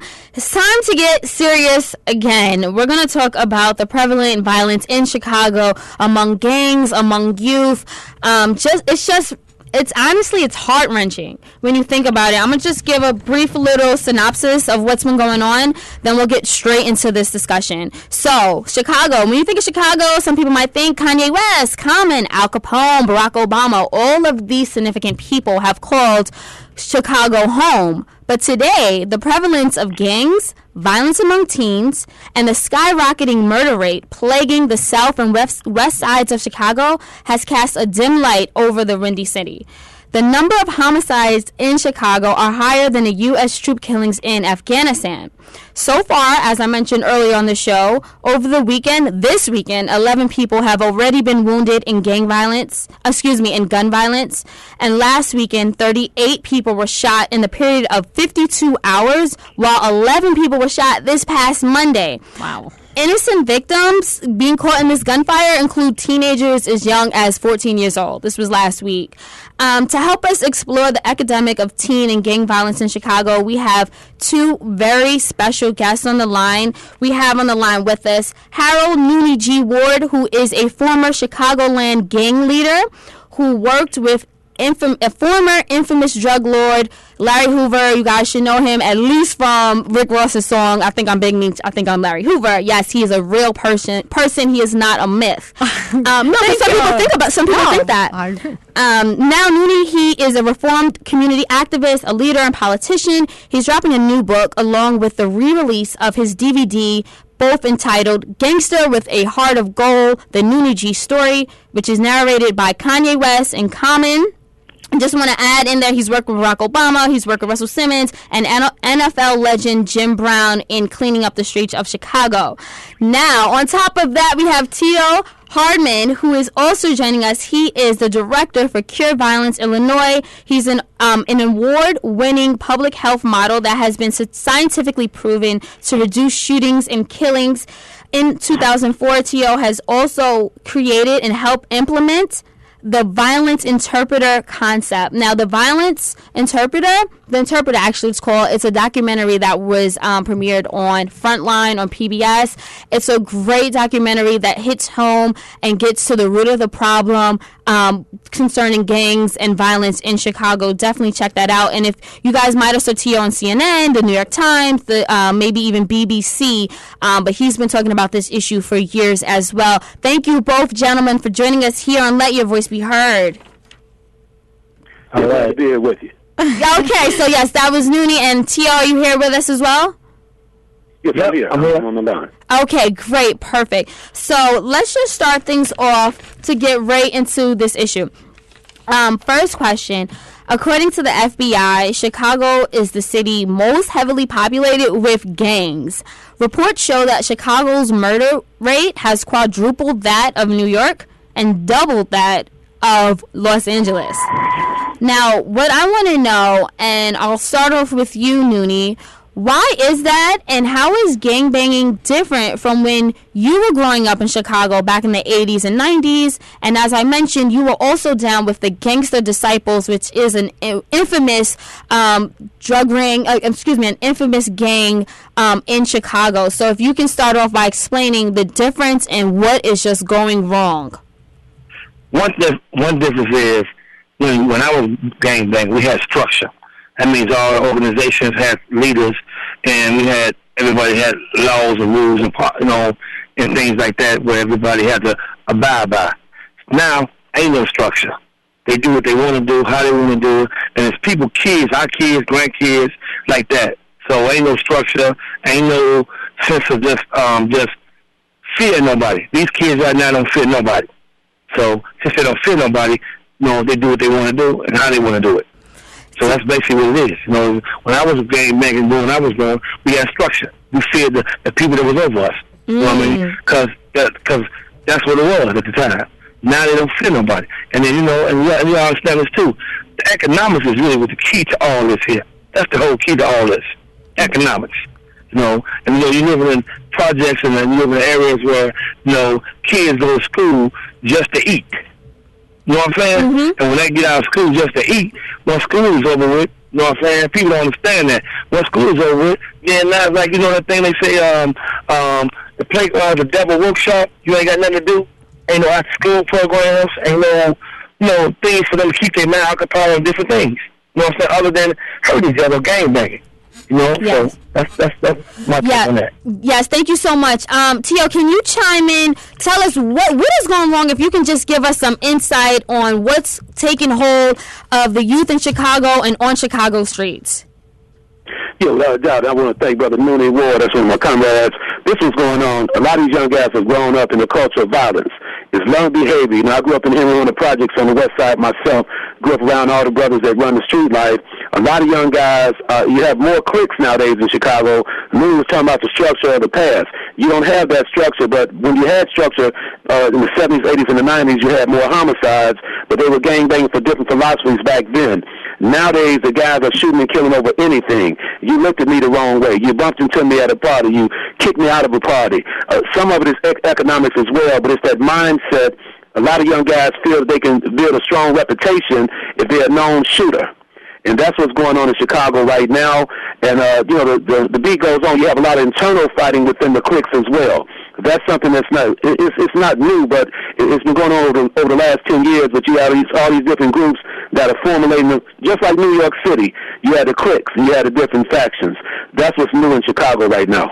Mm-hmm. So are you saying that they don't respect the hierarchy? As Nooney was explaining, he was saying that back then, or back in the 80s, late 80s, early 90s, there was a certain, law. Even though you were committing this, illegal acts, you still had someone who was over you, over your authority. And are you saying that is just out the window? People are going around, everyone has a gun, they're shooting, even if you look at someone the wrong way? Well, let me say this to you on behalf of Brother Larry Hoover. I truly believe that Larry Hoover was released. Larry Hoover can help get the violence down at least 60% in Chicago due to the fact that he has, OG status, and a lot of these guys will listen to him. I want to make that clear. But, however, we got a lot of young guys in Chicago that are doing a lot of good work throughout the city of Chicago, and not just ceasefire and cure violence. This year alone, we've mediated over 350 conflicts with high-risk youth that were ready to shoot and kill somebody, the bounce interrupters and the outreach workers. So, you know what? You can get in with these young guys. You have to really know them, though. You have to have a strong relationship with these young guys.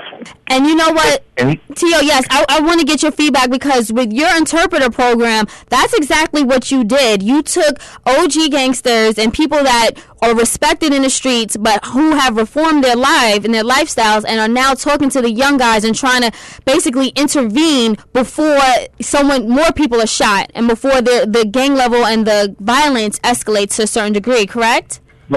Yes, indeed. And it's violence interrupters, not interpreters. I'm sorry, interrupters. Okay? Yes. And we also have a program there in Harlem with Erica Davis, the Man Up program with Brother A.T.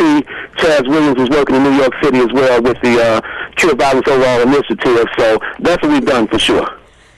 Yes. But one thing is not Brother Theo go out there working hard, and he goes to teamwork, and I agree with him. But a lot of things, this is what I'm saying, if I don't respect you, period, I don't care what no one say. If I do not respect you, I'm going to do what I want to do. Bottom line. Because there's no respect. I don't got no love for you. And then some of the OGs, they good. You got probably a lot of OGs. But the kids got to know a lot of these OGs, they don't know. A lot of them know that they know just where this guy was so, this guy don't bother this guy. They don't know them guys like that. You know what I'm saying? And you got to be at the point where you got to know these kids.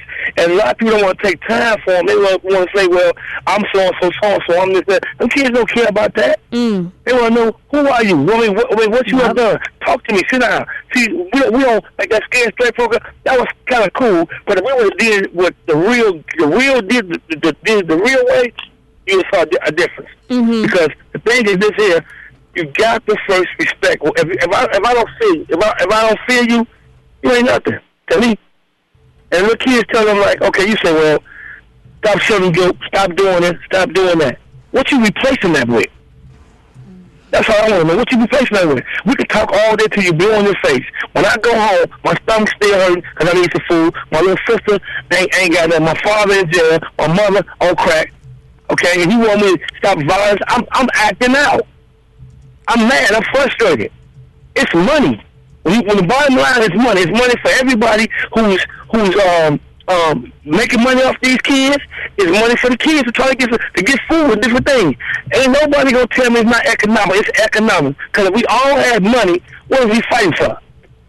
Very true, Noonie. And just to give greater insight into this issue, a lot of people say and feel that they're born into this lifestyle. They're literally born into gangs, and children as young as, before they hit double digits, already learning how to shoot guns because it's a method of survival in these communities, and they don't feel like they have a choice. So if you can just, and again, I guess you're saying you're relating it all back to economics. If they had money, then of course they wouldn't be making these choices. But the fact of the matter is, no one is going to reach down and give everyone a bag of money. But what is something that's more feasible that can happen that we should be doing? Noonie, start off, and then Tio, if you can answer that same question and just add some feedback to that.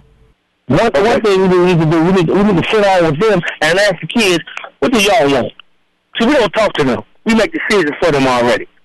You know what I'm saying? And we make a decision. We've been making decisions for these kids all these times, and that's where we are right now, the powers to be. And my point is this, it's people that don't even live in my community making decisions for my community. How is that? If you ain't never been where I've been, how you going to take me where you going?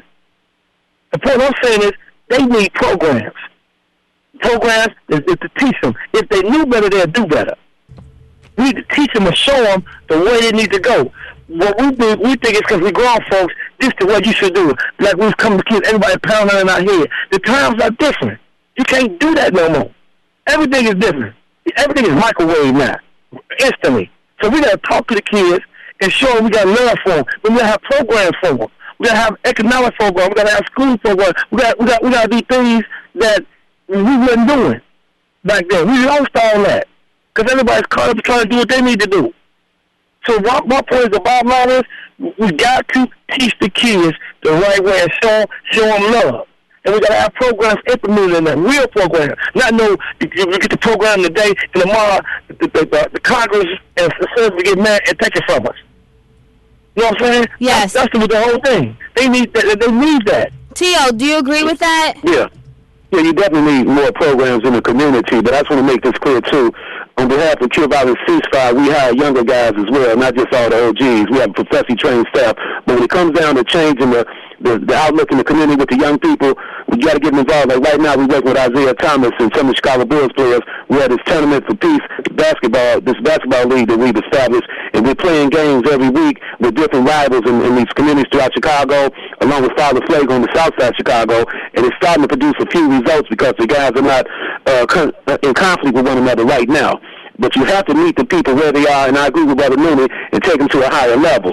But Mooney knows what I'm talking about here. A lot of them real shooters out there, they have to have respect for you, and if you don't have that relationship with them young guys, they're not gonna stop the killing, because in their minds, just like some of these young guys tell me, killing is just an instinct. It's not nothing they think about. If you shoot one of my guys, I'm going to kill you, bottom line. So we got to change that mindset. A lot of these guys are born in the game. There's the drug dealers out of many, the killers out of few. You can arrest all the drug dealers in the universe, you're still going to miss a lot of the killers, because the killers are laid back. They know what they can do. We have to reach those guys and change the way they think on a regular basis. That's true. Yes, okay, I just want to put that out there. It's about changing behaviors, and that's what we specialize in. Ceasefire Kill Violence is a proven model that gets results. We had an independent evaluation on our work from the Department of Justice that proved the ceasefire works. Yes, if you guys are just tuning in, we're speaking with T.O. Harmon, who is the director of Cure Violence Illinois, formerly known as Ceasefire. We're also speaking to Noonie G, who is a community activist and leader and a former Chicagoland gang member who used to work under Larry Hoover. So we're speaking about the prevalent gang violence in Chicago. It's horrific, and I commend you guys for doing all of this work. I want to know, do you guys think that the politicians and higher-ranking officials, do they have an in-depth understanding about what's going wrong and what needs to be done? Because from what I was reading, Mayor Rahm Emanuel is getting a lot of criticism, and the police chief in their efforts to try to clean up Chicago streets. Critics are saying they're putting too much focus on arresting perpetrators and not giving enough attention on preventing teen violence through education. What do you guys feel about that? I believe that's why I just mentioned that you cannot arrest your way out of this problem. Even law enforcement officials have made that statement. A lot of these young guys, I feel they're disenfranchised, ostracized from overall society, and we have to meet these brothers and help them learn that you can unlearn violent behavior, because there's a lot of people that need things in Chicago. The young people, activities number one, like Mooney was talking about, recess. A lot of guys need to understand also, if you're dealing with some trauma, a lot of young guys involved in a killing, they're traumatized. They're hurting as well. We organized a session with some victims of violence with the young guys, and the young guys start crying crocodile tears because they're hurting because their friends have been killed. So the whole community needs healing. There's a disconnect with the young people and older people in the African-American community. We cannot put everything on the mayor or the police department. African-American mothers and fathers and family members, we have to organize on a grand scale level and bring our people to the table of peace. That's our job to do that. Then we go to the mayor and to the system and say we need these resources to help our people out. Very good. Nini, did you have anything to add to that? No, yeah, I agree with to a certain extent. One thing I agree with was the mayor and all the rest of them, a lot of them ain't got a clue what's really happening. Some of them got a clue, some of them don't really care. Politicians don't really care what's going on. It's all about the mighty dollar with them. It's all about what they can get and what they can use for these kids. Because you know it's this now. Every time something going on, it's always election time, get tough on crime. Get tough on crime. Get tough on crime. It's always something like that. My point is this right here. The politicians make different laws for different things.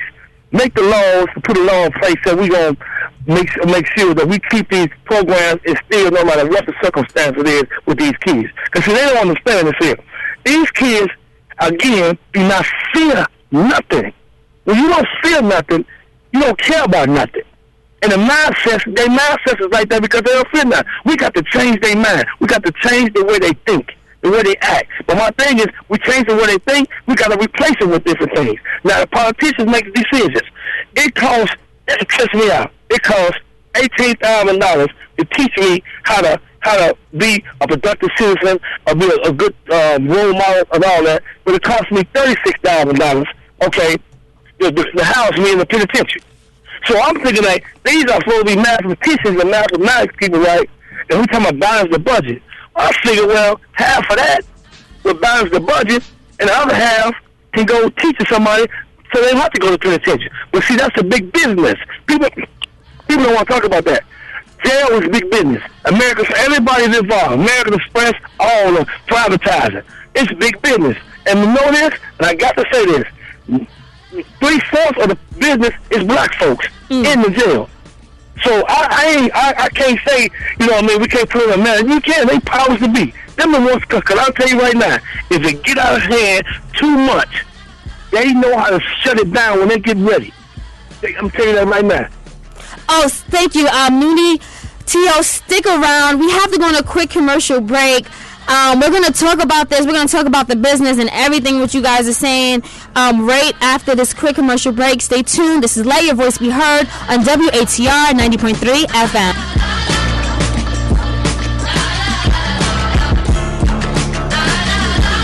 Defined by shots heard and seen around the world, usually snippets of carnage inside and this mayhem. Southside restaurant Tuesday night.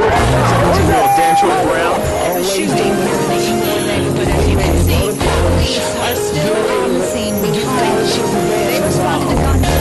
I wish that we could live this better life together.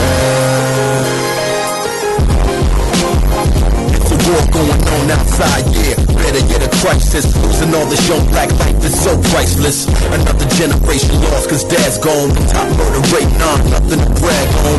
GDs, PDs, vice laws, etc. The drug money creations of America. Cause that poverty and gangbang life go hand in hand like husband and wife.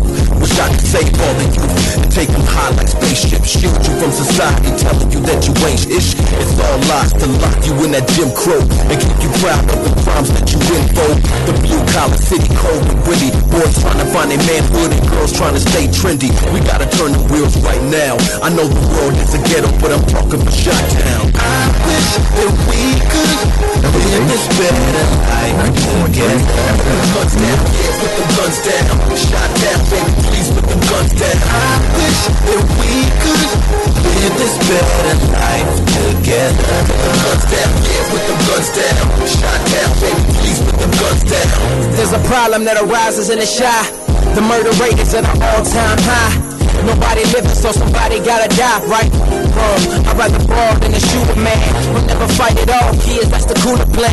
I'd rather talk it out than watch police talk them out. Ball barrels walk them out. Mama heavy crying, baby mama new. And we are back. This is Let Your Voice Be Heard on WHCR 90.3 FM radio. We're getting a lot of tweets. I'm getting even some personal texts. Thank you out there, everyone who's listening and being very supportive. This is a very serious topic right now. We're talking about the Chicago violence among gangs and among youth. We have two very influential guests on the line who have dedicated their lives to stopping this violence. So we commend them here on Let Your Voice Be Heard. We have Mooney G. Ward, who is a former Chicagoland gang leader. He worked directly under Larry Hoover. He is a reformed community activist. And we also have Tio Hardeman, who is the director of Cure Violence Illinois, an award-winning public health model that has been scientifically proven to reduce shootings and killings. So, gentlemen, let me just... I want to pick up where we left off, but I also want to get to something that I think that our generation can definitely relate to. Chief Keef. He is an 18-year-old rapper from Chicago. He's famous for the song I Don't Like, which, Kanye got on the remix, and it's a huge hit. He also has Love Sosa out there, which is another one of his hit singles. Now, he's from Chicago. He actually was beefing with another Chicago rapper named Little JoJo, who was 18 years old. Now, their beef, they took their beef to YouTube, where they both displayed their diss records against each other through videos. They put it on YouTube. Then that transferred to Twitter, where they got into some more beef. Eventually, Lil JoJo was shot down. He was gunned down riding his bike. Soon afterward, Chief Keef mocked his death on Twitter.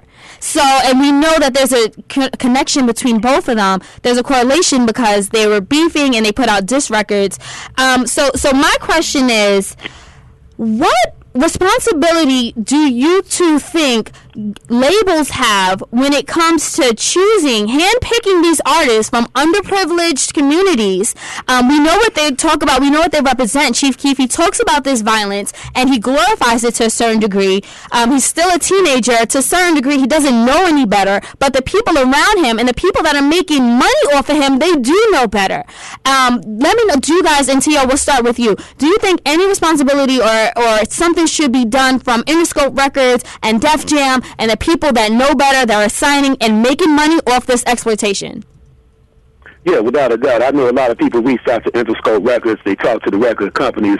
However, Chief Keef, Lil JoJo, all Lil JoJo was trying to do was get his name out there. And a lot of these young people feel they get more hits on YouTube, like Twitter, Facebook. They can become popular. And Lil JoJo didn't mean no harm, so he kept going back and forth with Chief Keef. He ended up losing his life. I had a conversation with Lil JoJo's mother about a month ago, and so I'm kind of close to that issue. But Chief Keef and the conflict with Lil JoJo, that's been going on with those two groups in Chicago for years, okay? So that's nothing new there. I just want to make that clear. But, yeah, we should hold the record companies accountable. This is more of a form of black exploitation, once again, in my opinion, because here it is. A lot of young guys are going to feel now that if they make a real violent YouTube video, they can get on. And that's the wrong mindset because people are losing their lives out here. Lil JoJo, people beef and they have rivalries just like Biggie Smalls and Tupac years ago. You got different rivalries. That doesn't mean nobody should lose their life. This is all entertainment. This is a twisted sense of entertainment. This is where the rubber meets the road, though, because Lil JoJo ended up losing his life for real. Okay, but we definitely need to challenge the record companies. Nuni, did you want to chime in on that? Yes, I really believe the record company, they know what they're doing. Let me say this. Controversy says, but let me say this another thing people don't understand. The artists are worth more money dead than they are alive. And history show that. From Tupac to Biggie, even so far they had no violence with really history, you know what I mean? I'm showing they make more money off these people dead than they do alive. So they really don't really care about that. It's about the dollar. They welcome that type of thing to go on. So my point is this. If they knew all about Keith, this ain't just happened. They been knew that. And little JoJo, he happened. His mama moved out there in Allgale Gardens, but he was from out there in Inglewood. But he was living out there with a project where I was born and raised at, and where Barack Obama did his activist stuff out there. But the point I'm saying is, yes, there should be a whole accountable for it because they know what they're doing. It ain't nothing but a check with them. It's a check, and the more controversy sells. It's like sex says. They know what they're doing. They know what and on top of that, see another thing about Look, Keith, I got said, I give him a little puff, just a little bit. He was in a foster home. Again, no more that don't make it right what he did, but he do as he see. He do as people that laid the groundwork for him before. If they don't know better, then how would he know better? You know what I'm saying? Yeah. My thing is, JoJo was just caught up in something, like he said. He got caught up in something, trying to get his name out there and rapping and different things. You know, that's how the game goes. But it was meant to go like that, but not no violence. But since it took over, the record company been getting violence from day one. They ain't stopped it yet. Yes, very true. Absolutely. Absolutely. Hey, gentlemen, this is Patricia here. You know, I've been listening to your conversation, and I wanted to chime in for a little bit. You know, I personally feel that ending this violence will depend a lot on the young people, those that are just starting out and they still have multiple minds.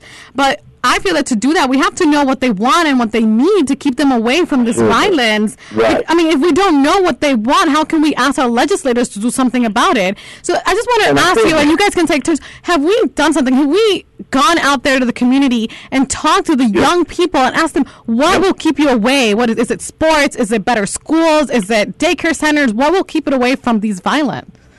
And I said one of the things is sit down. I'm sorry, you guys. One at a time. Yeah, Mooney start off, and then we'll throw it to UTO. Thank you. Yes, please. I said one of the things was let's talk to the kids and ask them what they want. When you were asking that question before, because we don't know what they want, you know, we keep making decisions for them. Let them make their own decisions for them. But we don't take the time to do that. Certain people go on certain avenues and where we talk to these kids. They can't be responsible for all the kids in the world. That's like we take time to go and do everything else, take surveys. Let's take time to go to all these communities and talk to the kids. So we have like a little town hall meeting, and that means they represent all the kids. Not so. Agreed. Not so. T.O.? Yeah, you know what? We've done that on behalf of Ceasefire Kill Violence. You know, I can go get 1,000 guys right now in Chicago and get them in a session with us. What comes up all the time, definitely the job issue comes up. More recreation centers in the community comes up all the time. But see, the thing is this, you got brothers on the streets that have money, but they're still violent. We have to change the way these people think and have to reinforce that message because you cannot change circumstances and situations all the time. People been trying to do that since the 70s. That's not going to work. We got to try to get these brothers to a point where they become productive members of society, one person at a time. We're doing the best we can. Like out of the 1,000 people we're working with in Chicago right now, I've already re-enrolled about 30% of them back in school. We got another 35% of them from employment. And the remaining percentage of young men we're working with, we're just spending a lot of quality time with them, taking them out to different activities, making sure that they're staying focused. Because, you know, you got the drug part, you know, a lot of these young guys are smoking marijuana, they're dropping pills. You got a lot of issues you're dealing with the young population. But we've done that, just to answer your question. We bring these brothers together all the time. And we have another event coming up over there in Mooney's area, out there on 119th at the Salvation Army Clark Center on Thursday, December 27th. I'm bringing together 200 young guys over there for a peace dinner because these guys have been keeping peace for Ceasefire and Kill Violence in the city of Chicago throughout the year. So I'm going to show them my appreciation by having a big dinner with them. And believe it or not, we're trying to get a Marty Stoudemire to come out and speak to the crowd as well. But let me say this, not the triple of it until he right. But my point is this here. Out of 1,000, that might be good, but it's the areas that we need to hit. And my point is, we're not hitting all the major answers. And some of the people that we're hitting, them ain't really you might be one or two the shooters. The rest of them is killers out there. We need to really hit them. We, like T.O. know, we know who's doing what. And let's just keep it 100. Ain't no secret. We know who's doing this, who's doing that. We know that. All right. Reaching them. All right, so here's my question now. So you're saying we know who's doing the killing, we know who the people that are doing these things, and we're not reaching out to them. So I have two questions. A, how do we reach out to them? That's one. And B, how do we pay attention to the younger generation, the kids who are coming up under them now, to make sure they don't follow in the same footsteps? Okay, we got to make sure. I'm sorry. T.O. first, and then Mimi, please. Real quick. Let's cut through the chase here. The guys that's pulling the triggers, doing the shootings, you have to have a personal relationship with them. They may not come out all the time because they're into that mindset, that lifestyle. That's what they do. But when you need them to put their guns down, they'll do it if you have that relationship. You have 2 or 3 different scenarios on the streets. When a person has a hit on them, that like a money bounty on their head, it's hard to intervene in those type of killings. But you can stop killings when guys get into petty conflicts, beef over a female, beef over a dice game, somebody that steps somebody the wrong way.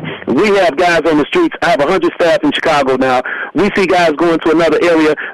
The interrupters and outreach workers intercept them before they go over there and shoot somebody. We have relationships with the shooters. It's just the shooters are like dealing with life-on-life terms out there, and a lot of them not trying to hear a lot.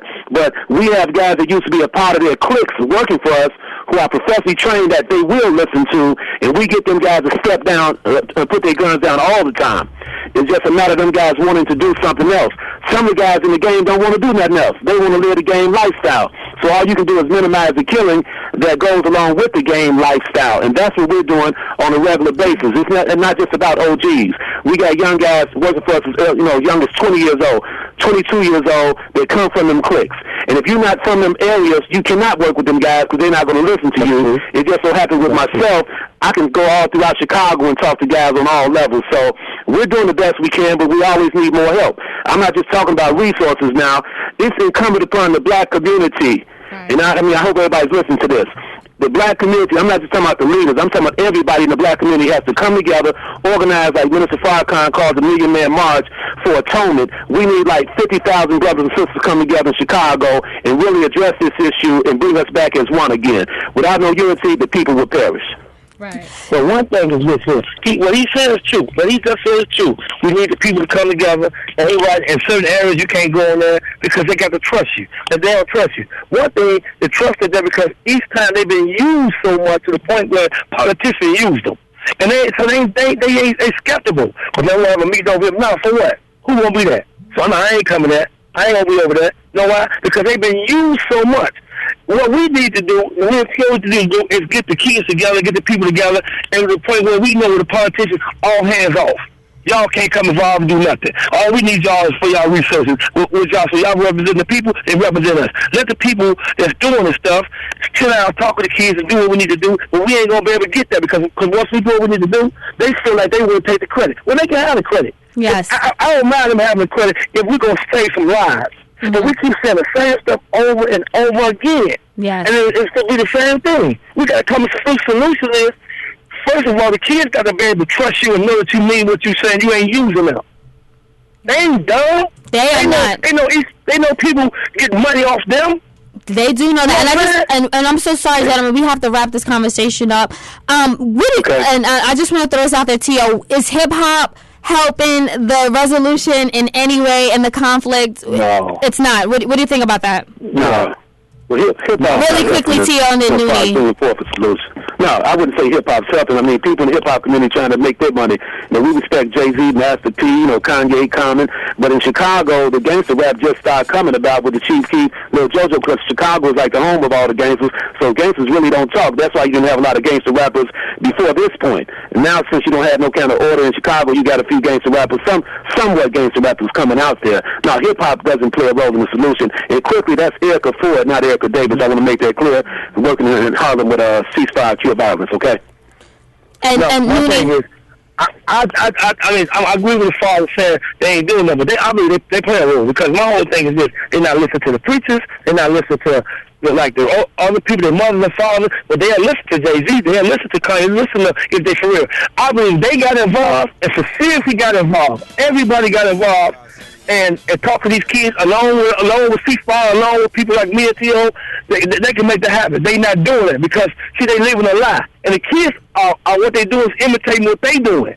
And you know what I mean? I got bling bling. I got 50 bras. I got these cars. Kids see that. Right. That's what they mind. They do. And gentlemen, this is a discussion has to come to an end. But we need to know what we need to do after the show goes off to help stop the violence. We'll start off. T.O., please tell us where we can find out more information about Cure Violence and about the work you're doing and how we can participate in it. Starting with you, T.O. Well, you can go to the ceasefire, Cure Violence website. You look it up, Cure Violence, and the website will come up. And if people want to connect with me personally, I have a Twitter handle, T.O. Hardeman at Twitter. Or, you can become a fan of my Facebook page, T.O. Hardeman, so you can stay, abreast of what's going on and what I'm working on, throughout Chicagoland. And that's how you find out the information, okay? Thank you so much. And Noonie G, how can they find out more about, I know you're in the streets, how can they find out more about what you're doing? Well, I got a Twitter page, too, the Real Noonie G, and also you got the Real Noonie G on the Facebook page. So they can email me that way and hit me up, and I always hit everybody back, yes. that way. So they can do like that. Yep. Thank you so much. Again, I am so sorry that this discussion has to come to an end, but we will continue covering this issue in Chicago because it's prevalent and we all need to take a stance. We all need to participate, or else you know what happens? It's your uncle, it's your brother, it's your son that dies. Let's not wait until it happens to us individually. This is a problem that affects all of us. So this is Let Your Voice Be Heard. Thank you again, gentlemen, for joining us here. We're taking a quick commercial break, but we will be right back on WHCR. I don't like a snitch.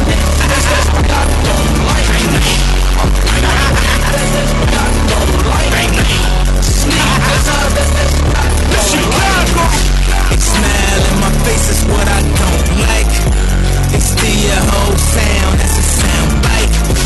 The media crucify me like they did Christ. They wanna find me not breathing like they found Mike. A girl to run her mouth only out of spite, but I never hit a woman ever in my life. I was in too deep like Makai Fife. And that so deep I could've drowned twice. Rose gold, Jesus peace with the brown ice.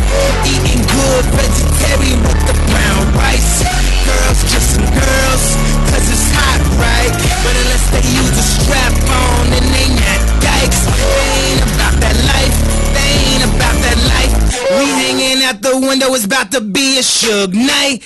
Free bump chain, real whole life. The Community Emergency Response Team, or CERT of New York City, provides assistance in preparing and recovering from emergencies. CERT assists first responders and provides staffing for city shelters in response to disasters and extreme weather conditions. City College is one of the many locations for hurricane evacuation.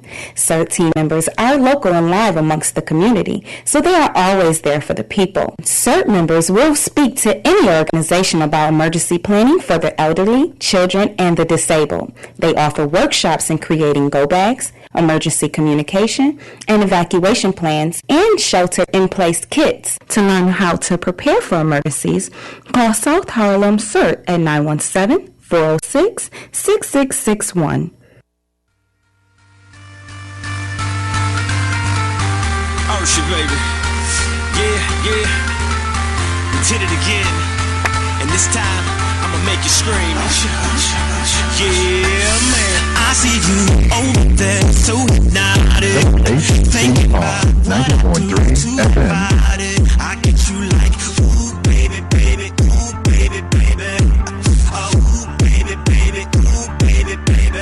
Got no drink in my... And we are back on Let Your Voice Be Heard on WHCR 90.3 FM, the voice of Harlem. And you just finished hearing two very heavy but very important topics. One on domestic abuse within athletes, and then we just finished up an amazing segment on the violence in Chicago. We had two amazing guests, which was T.O. Hardman and also Noonie G. You guys were great, and we thank you for it. We're definitely going to be talking about this some more. But right now, we're switching gears. We're going on to the quickie. So, we don't have much time. You know how this goes. I'm going to make it fast but pleasurable. And before I start, let me turn on these mics. Thank you, because I wanted to laugh. You're very welcome. You're very welcome. All right, so a couple things you guys should know. Barack Obama won the election, so he's going to be starting his second term January 20th. That's when the term officially begins. And every single month, one of the things we get along with, a new month is a jobs report. And what the jobs report does is pretty much tell you how the economy is doing based on the reports of people who say they've gotten jobs, the reports of people who are still applying for unemployment, and the reports of people who have stopped searching or who no longer receive unemployment. This month, we learned that the economy created 146,000 new jobs in November. And that's a big thing, because what that means is that the unemployment rate went down from 7.9% to 7.7%, which is the lowest it's been since 2008, when President Barack Obama was still candidate Barack Obama. Now, before you get too excited and say, you see, this is what I'm talking about, my president is black, Selena, let me be clear. Yes. The reason the unemployment rate dropped was because fewer people were applying for work. That means that they've completely left the market. They gave up on hope? More or less, yeah. I mean, I don't really know any other way to define it. So that's what you should know. But don't get too sad, guys, because there are sectors that are adding jobs, and they will be adding even more jobs between now and January. The sector that created the most jobs in this past month has been retail. Retail jobs like, working at H&M, Macy's, Walmart, Selena. Target, places like that. They added on 52,600 jobs. Are those seasonal jobs? Those are seasonal jobs. Okay. But the bulk of those jobs being added during Thanksgiving, around that Black Friday month. Actually, this November, Christmas time. Yeah, this November was the highest rate in retail there's ever been. They hired the most people, and with that big Black Friday. I'm not surprised that happened. But around this time, if you're looking to snag a part-time job or a temporary job, you can definitely do that. There are plenty of places hiring. Retail is the best way to go. It's not going to get you a lot of money. Let's not lie to each other. But it might get you, $7, $8, $9, $10 an hour, depending on your experience, a foot in the door. All right. So along with the retail jobs, professional businesses, so places that you might need a degree in for stuff like accounting, marketing, agents, they added 43,000 jobs. And for those of you who are in nursing schools, it's some good news and some news. They've added 20,000 jobs, which is a good thing, but that's only for 1 month, and you add that in for 12 months, that's still not as much as the people who are going to nursing schools right now. But there is job growth in that area, so if you're in nursing school right now, good for you. Hurry up and get out and lock in your job. If you're not, I wouldn't be too quick to go to nursing, because it's not the job paradise everyone thinks or says it is. The last one, because we're pretty much out of time, is construction. Construction lost 20,000 jobs, but don't fear, because actually the housing market is starting to rebound, and they're expecting a huge boost in construction jobs, especially because President Obama wants to invest in infrastructure. So if you're looking to do construction, if you're looking to do work like that, there's going to be a boost coming around March, April, May, in the warmer time periods. New York always doing construction. And that's also for engineers. Yes. To construct, you need to design, because it brings jobs to me first, and then it goes to the construction people. Just like Exactly. So, make sure you do that. And also, the unemployment rate for African Americans is still astronomically high. It's around 16.6% for African Americans, 13.2% for Latin Americans, 18.5% for African American males. No, I'm kidding. Wow. Yeah, but Selena, so that's the way it's going right now. Yeah, so I'm happy that there's new jobs, but I'm not happy that most of them are in a sector that exploits people. Because the top CEOs and retailers make millions and billions of dollars. Well, those are seasonal jobs, and you're talking about those seasonal jobs. Yeah, that's what Walmart I was thinking about. Yeah, I think every year those are the places that people go to find those, working for the holidays, when they open the store till 12 o'clock, and you need to, they need to restock the shelf and put things, and things run out fast. So it's true. I mean, it's sad. For me, it's sadder that they just are seasonal. Yes. That's it. Come January, that's it. They're done. Very few people actually get to remain in those jobs. So it's kind of like a little bit of hope, but it's not really. It's just going to give you a little bit spending money for Christmas time.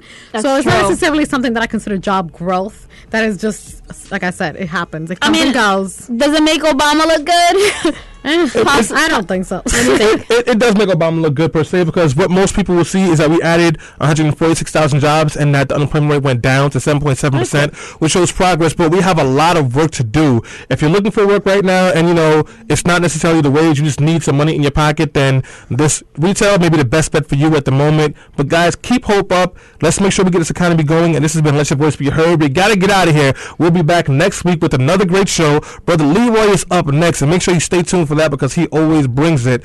Guys, any parting words?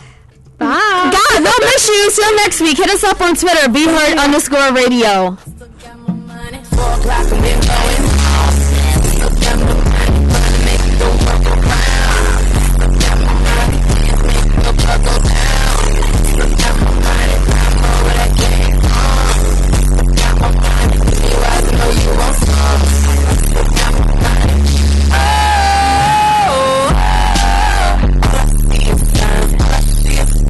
That. We nailed that. And you guys look so hard at work. You were like, I felt like we were really doing. No, like, cause you guys like, especially at least I forgot what he said. He's like, Cheetah. Oh, he was giving you something to do.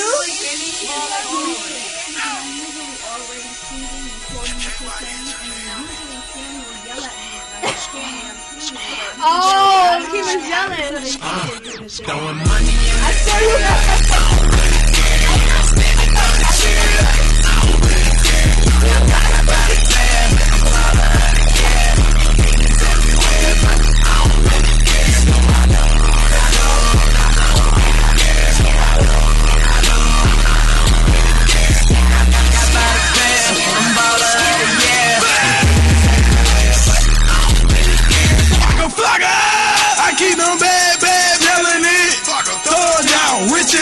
Plus I'm throwing down.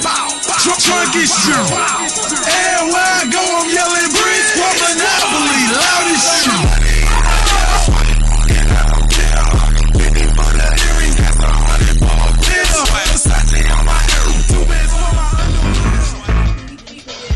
Hi WACR family, this is Dalton Anderson of Morning Praise, heard every Sunday morning at 8 a.m. Eastern Standard Time on WACR 90.3 FM. This coming Sunday, December the 9th at 9:30 a.m., I will be interviewing Brooklyn District Attorney Charles Hines. We'll be speaking about Project Safe Surrender, where court comes to church. If you have outstanding summons, warrants, etc., such as unlawful possession of marijuana, consumption of alcohol in public, littering, making unreasonable noise, animal nuisance, failure to have a dog license, spitting, trespass, disorderly conduct, loitering, as well as other summons or warrants in Brooklyn on Friday, December the 14th and Saturday, December the 15th at the Mount Zion Baptist Church, 365 Ralph Avenue in Brooklyn between 9 a.m. and 3 p.m. A court and defense attorney will be available to resolve outstanding summons and warrants. For more information, you can call 718-250-3888. That's 718-250-3888. So tune in to Morning Praise with Dalton Anderson on Sunday, December the 9th at 8 a.m. as I'll be interviewing District Attorney Charles Hines at 9:30 a.m. on the Project Safe Surrender program.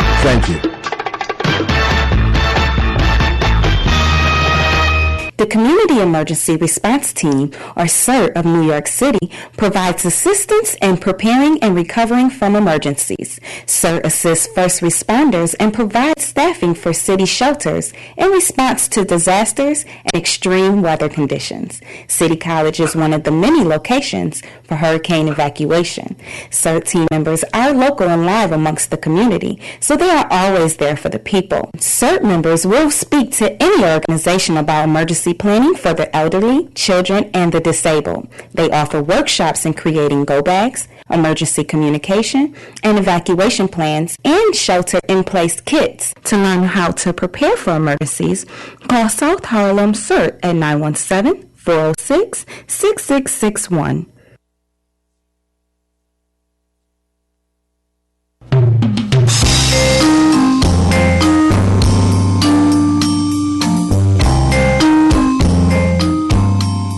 Greetings.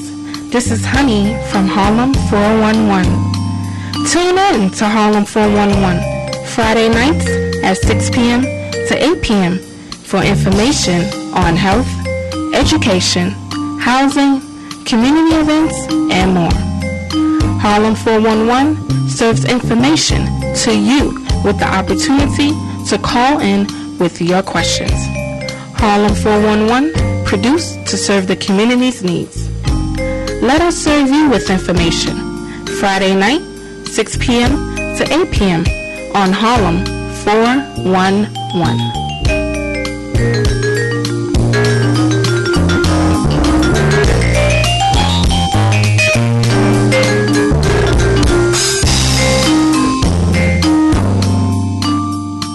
WHCR 90.3 FM, New York. Coming to you straight out of Harlem, USA. This is the Communicators. The program that you're about to hear does not reflect the views, attitudes, whims, deeds, or any other proclivities of the management of WHCR, nor that of the administration of City College. However, the program does reflect the research done by the participants in the program who are live and live in color in studio by phone interview. And, of course, there is you, ladies and gentlemen, brothers and sisters, boys and girls, the first-class citizens of the world. To God belongs the glory, and we're thankful to the Most High for blessing us with another day on this good earth, another day to do some good deeds for ourselves, our families, our communities, and for humanity, making a difference. Remember the power of one. Today's guests include Brother Dick Gregory, so you can tell your folks and friends who want to hear about current events, etc., to tune in by way of the internet, www.whcr.org.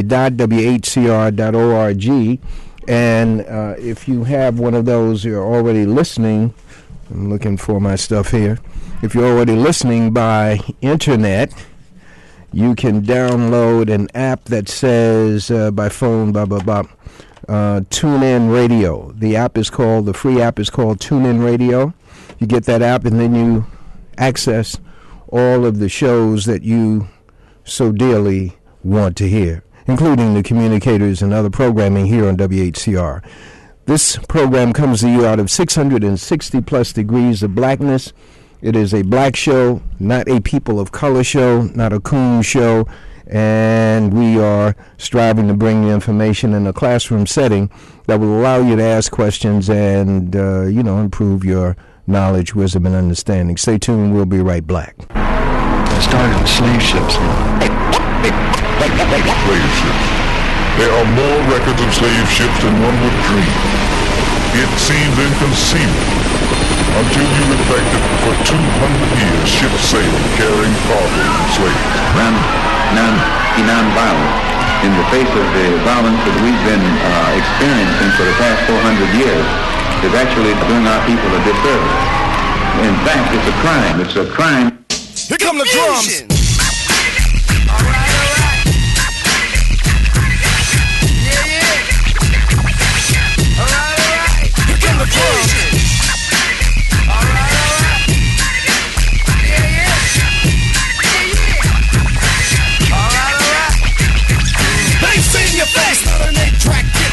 To the woods, so the people give you some of that reacting to the facts. So I kick, get a stick, get a stay around, point to the joint, put the Buddha down. Don't get to the roots and giving it up to turn it loose. Then again, I got a story that's harder than the hardcore course of the Holocaust. I'm talking about the work that's going on. I know where from that dumb really dumb from the place motherland. The place of the drum, invaded by the whack to the whack. It fooled the black, it left us faded. King and Chief probably had a big beat because I'm back now. I grit my teeth. So here's a song to the storm, but the shape of a snake and a smile that went along with that. Get trusted.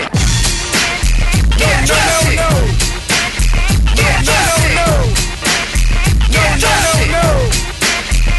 trusted. Wicked, wicked rhymes like a fortune teller, cause the wickedness done by Jack. Where everybody at the body gets sold for the liquor and the gold. Smacked in the back for the other man to match. What? Wicked. Wicked man. Now the story I'm kicking is glory. Hey. No rock where they be docking this boat, no hope, I'm shackled. Oh, Ross can't talk about the other hand swinging the rope. Friends, red, white, and blue, Jack and his crew. Coming at you. About to beat down for the brown. Man to the man, each one for a teach one. Terrorize sisters and every brother one love who said it.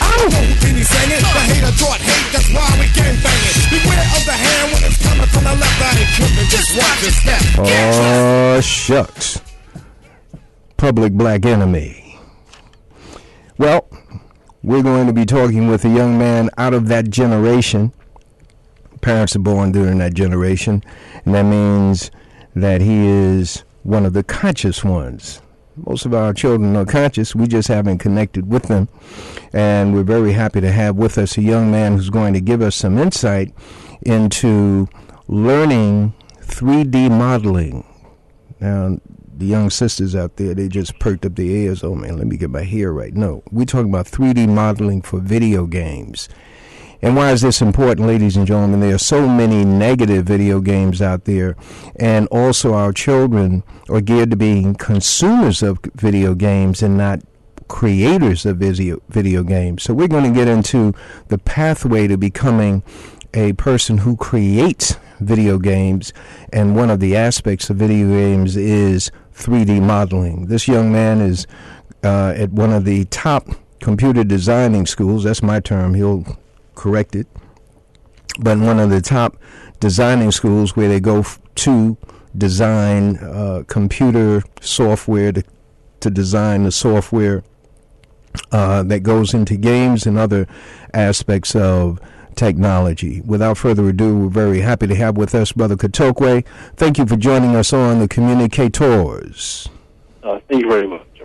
And tell us the university that you go to, Brother Kotokwe, before we get into the discussion of what 3D modeling is.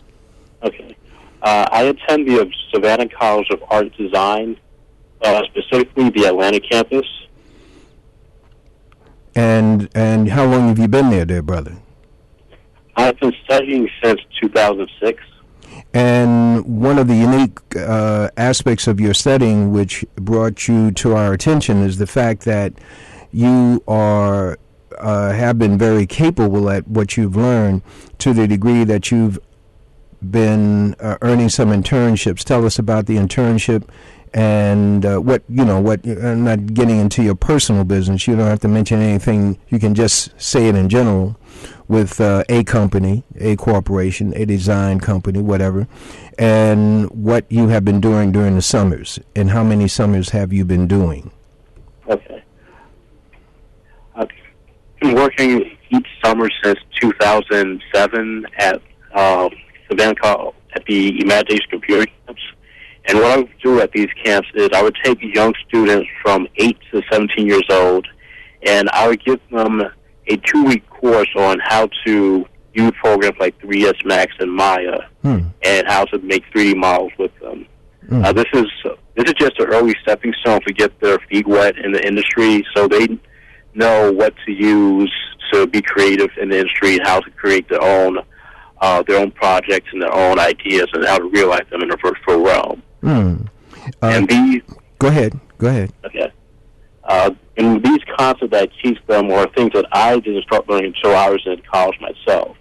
So the knowledge that I give them is going to be very vital to getting them a very good head start into the industry. So here you are. You're in your 3rd year or your 4th year at the Savannah School of Design? It's my senior year. 3rd year. And as you learn, you have been hired and earned an internship where since 2007, you said you've been teaching youngsters some of the rudiments of what you're learning. Yes. And so the children who are under your instruction over the past few years, these individuals, these youngsters, are getting university level input and getting a head start. That's what I'm hearing you say. Yes, they are.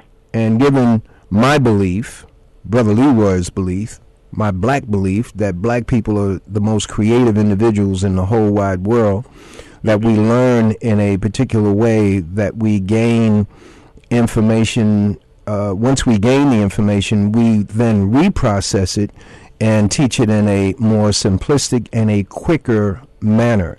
How right am I with my assessment of what you might be doing and have been doing? Yes, I would say that. Okay. What have you seen in terms of the progress of the children? In fact, do you see them Do you see them on a consistent basis from summer to summer, or is it a new group of individuals who you are teaching? Mostly it's a new group each summer, but there are a good number of students that turn each summer. Sometimes they take the same course. Sometimes they move on to a more advanced course. Mm-hmm. And I know that a lot of them do take the knowledge that they get, even though they might not have the 3 programs at their own home to work on them, they retain the knowledge. When they come back the next year, they usually moving on and doing a lot more advanced things with the knowledge that they have. Even in that short 2-week time frame, they're doing something much more advanced each time they come back.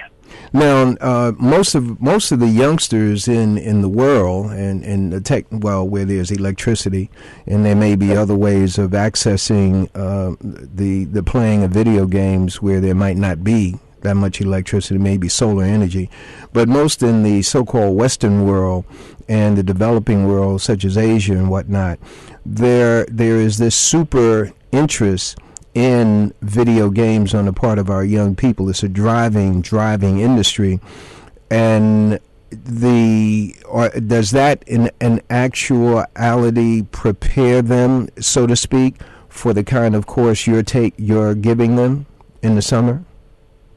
Well, of course, being familiar with video games is going to be a necessary trait or necessary background to have to start doing stuff in 3D modeling. So you need to know what a 3D model is. You want to know what goes into making a 3D character, why they look a certain way. So if you are actually familiar with video games and do video gaming, you'll have some knowledge of those concepts. What I try to do is actually teach them the actual tool to actually make that happen. Mm-hmm. That tool would be software that's already available at a course. I mean, but within the realm of your teaching, all of that software is there for them to learn by. Right.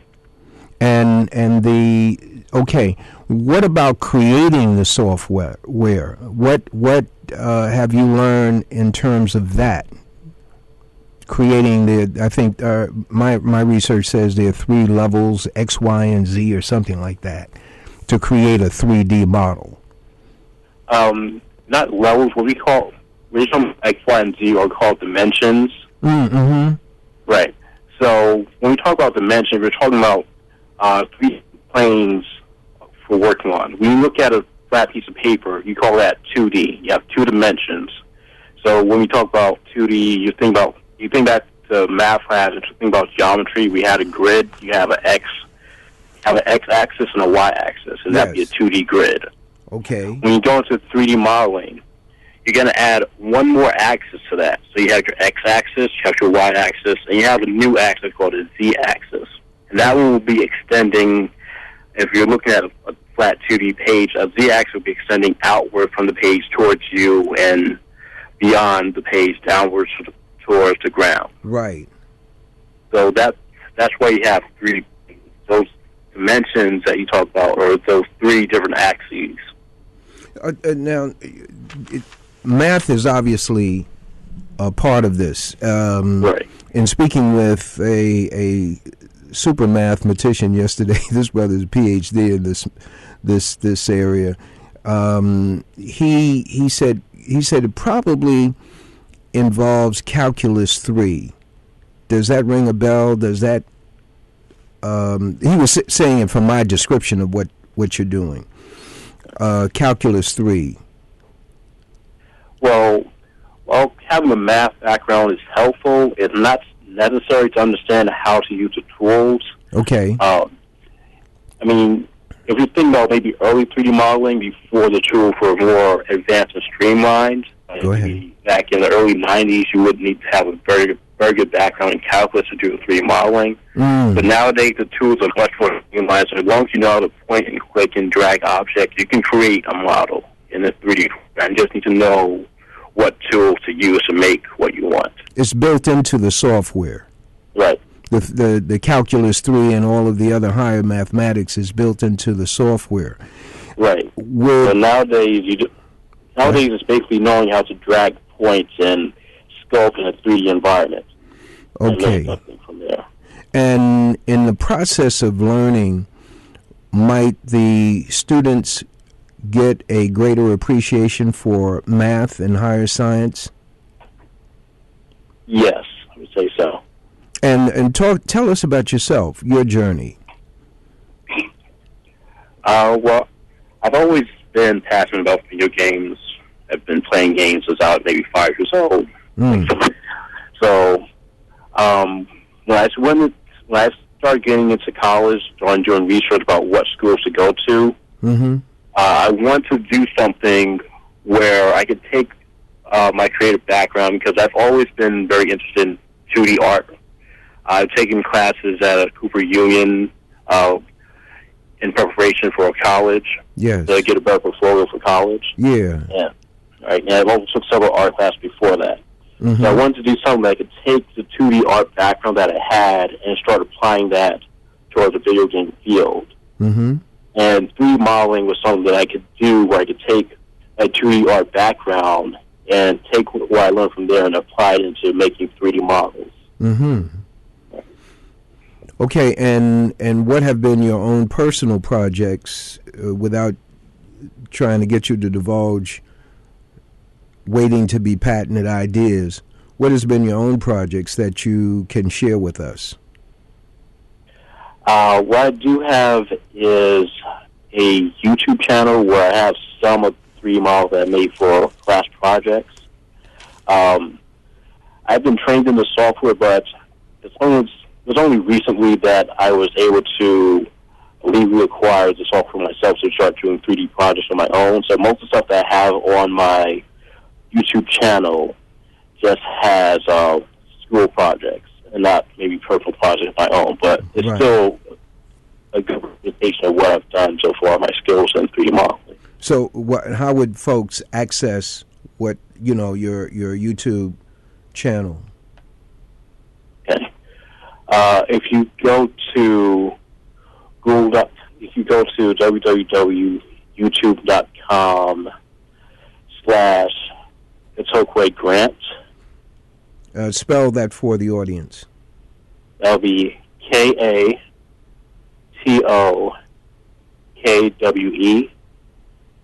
Grant. GRANT. Right. And that will give them, that will bring them right to what you do. Yes. Excellent. And the prior to your verbalizing your background and whatnot, I mentioned to the audience that there are so many negative games out there, games that lead into negative behavior, killing and raping and carjacking and killing, shoot them in the head. That this kind of training and gearing their children, or if these kind of labs are available for our children to learn in, that this could be a pathway to creating more conscious games. What are your thoughts on that? I'm not asking you to position yourself, and you can answer any kind of way you want. Maybe you thought in this direction, or maybe you thought in terms of some super killing, man. You said, man, they ain't killing enough on this bad boy. Maybe in this kind of game. What are your thoughts? I agree that we need to move away from focusing so much on violence in the games, because that's a easy method of creating pleasure through gaming. That's a very easy trigger-happy response. You just create something where you think you just be destructive in a game. That's very easy to create. Creating a very engaging experience without having to rely on killing or just visceral combat is, I think, a much more creative and worthwhile experience to learn how to do. And what kind of games, what kind of content can you foresee coming from conscious development of video games? We're starting to see a lot more in video games nowadays, a huge focus on story elements and creating really big visual and cinematic story elements and lots of deep character development through the stories. So what we can start doing with that, we have the technology to do that, we can start creating games that explore people and explore people's human conditioning. So we can have stories that they, even though maybe the gameplay might not be so focused on the characters themselves, the stories themselves you can tell through these games can be focused a lot more on realistic human events. Yeah, you can have stories that focus on conscious aspects that focus on, let's say, you have things to talk about, maybe things that happen in Africa or just things that happen in our environment right now in the cities. And do it in a much more respectful and conscious way than you see in a lot of video games where we ourselves are just portrayed in very negative stereotypes. Ladies and gentlemen, our guest online is a young student who is taking up computer, I'll call it computer science. You can give me the term. What within it is the art of 3D modeling, a component of video games, a component of video and also cartoons and things that we're seeing in the movies.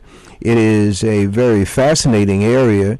It is an area that, based on his conversation with us, is very easy for the youngsters to grab hold to and gain an interest in it and begin to utilize a portion of their brains that are not being used now. We can gain their interest through getting them to learn 3D modeling, providing that that's available at one venue or another. He's down in Atlanta.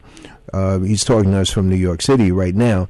But you have the opportunity to join in on the conversation. Telephone number 212-650-6903. 212-650-6903. You'll be speaking with Brother Katokwe. And we anticipate Brother Sinke being here momentarily. He'll be running in here. He wants to get a part of this conversation simply because he's of that generation that appreciates video games and technology. What you're sharing with us is that the field is wide open in terms of content. And our first caller is on. God bless you. Thank you for your call. You're on the Black Ear. Yes, all power to the people, Brother Love. Yes, sir. Bullwell. God bless you, my brother. Yeah, how you doing? This young brother, I want to tell him he's very modest. I have to say this. I just came from Savannah, Georgia, and I heard about his school. I understand that this school, if you come from this school, it's the most prestigious school in America. Wow. As far as art. And he is very modest. I'd love that. But one thing I wanted to ask him, in your games development, you sort of hit something that I was thinking about. Are you thinking about doing games that deal with, like, Egypt, during the Kemetic time, Nubia, or talk about Hannibal of Carthage, doing that story, that history, or Shaka Zulu, doing that history? Beautiful. Yes. That's something I've been very interested in seeing done because in most video games, the only mythology that's really explored is Greco-Roman, Caucasian, European, medieval mythology. So you see a lot of swords and sorcery. And Brother Katokwe, maybe his line dropped. Yeah. He's going to call Black, and you can listen over the air, Brother Bullwhip. Okay, Brother Leroy. God bless you. God, peace and blessings to you too, brother. Okay, that line dropped, and Katokwe will call right Black. Okay, we missed that one. And this is WHCR 90.3 on the FM dial. The show that you're listening to is The Classroom of the Communicators. And your friends and relatives can tune in by way of the internet. And Brother Katokwe, we have you, Black? Yes, I'm back. Okay, you were saying that you were giving an assessment of the content that's out there from a historical standpoint, Greco-Roman, Caucasian, and the mythology, the only mythology that you see, and that's where the phone line dropped. Right. So what I was saying is the only mythology that we see explored in video games isn't our own. And our own history has so much rich stories with. There's so much potential and history in there and it's never been explored because, it's a mostly white-controlled industry. So you're not going to see anything outside of that getting explored for games. So if when I get the opportunity to actually have input on a game project, I want to see it, try to explore those areas and try to go into that and try to deliver that to a much wider audience, especially our people, because they need to understand where we come from. And understanding that mythology will help that immensely. The content, the higher content, the higher conscious content, ladies and gentlemen, is also going to have to be something that we finance and that we distribute and that we consume, that we buy, because this material is there, but it has not been explored to date. It's something that has to be done for ourselves, for our own edification, and for the knowledge coming to the general population of the world, because the general population of the world is stuck on stereotypes of black people, and therefore they miss the value of another human being. The telephone number 212-650-6903. You'll be online with Brother Katokwe Grant, and God bless you. Thank you for your call. You're on the Black Ear. Oh, fabulous. I'm turning my radio on. Yes, ma'am. Okay. Yes, ma'am. Okay, yes.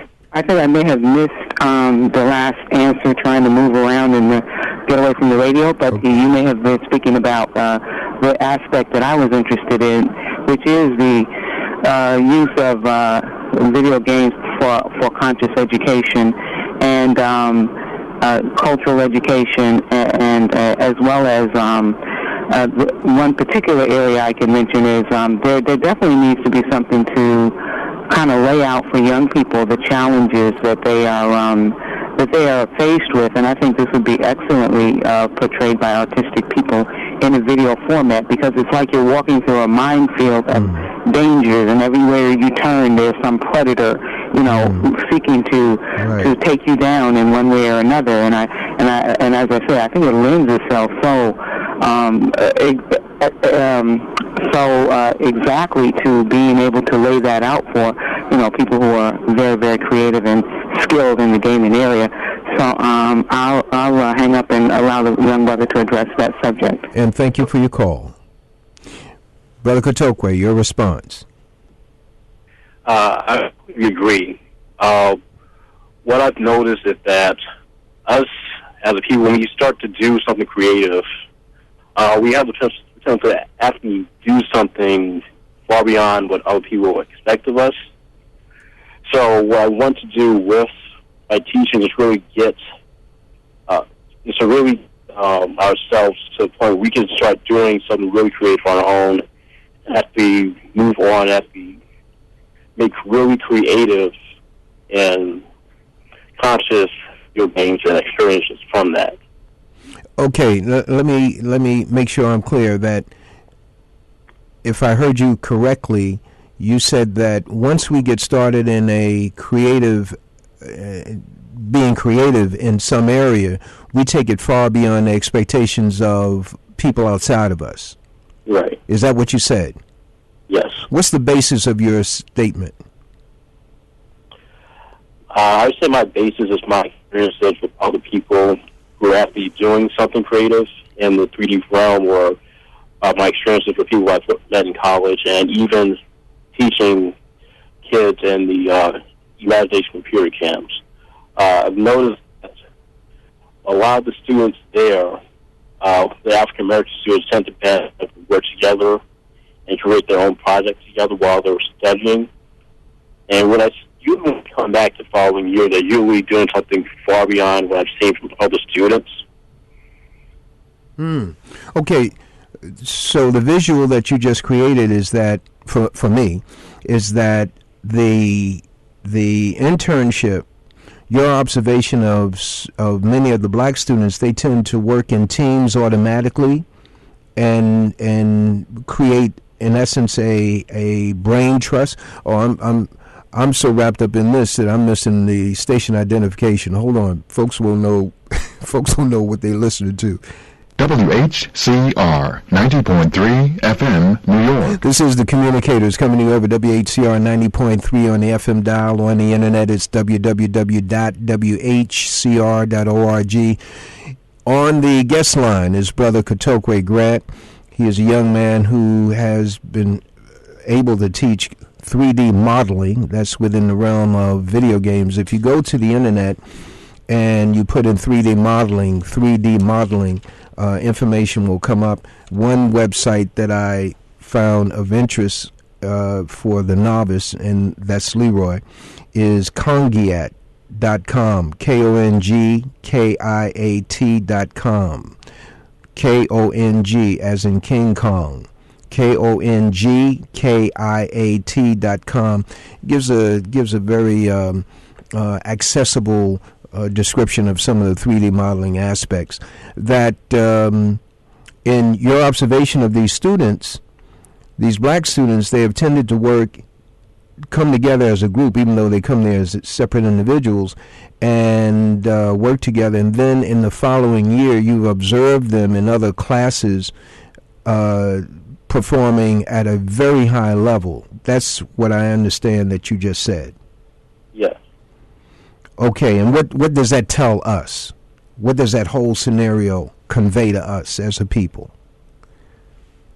What it conveys is that we have that potential to do something really well if we just give them the opportunity and give them the tool to do so.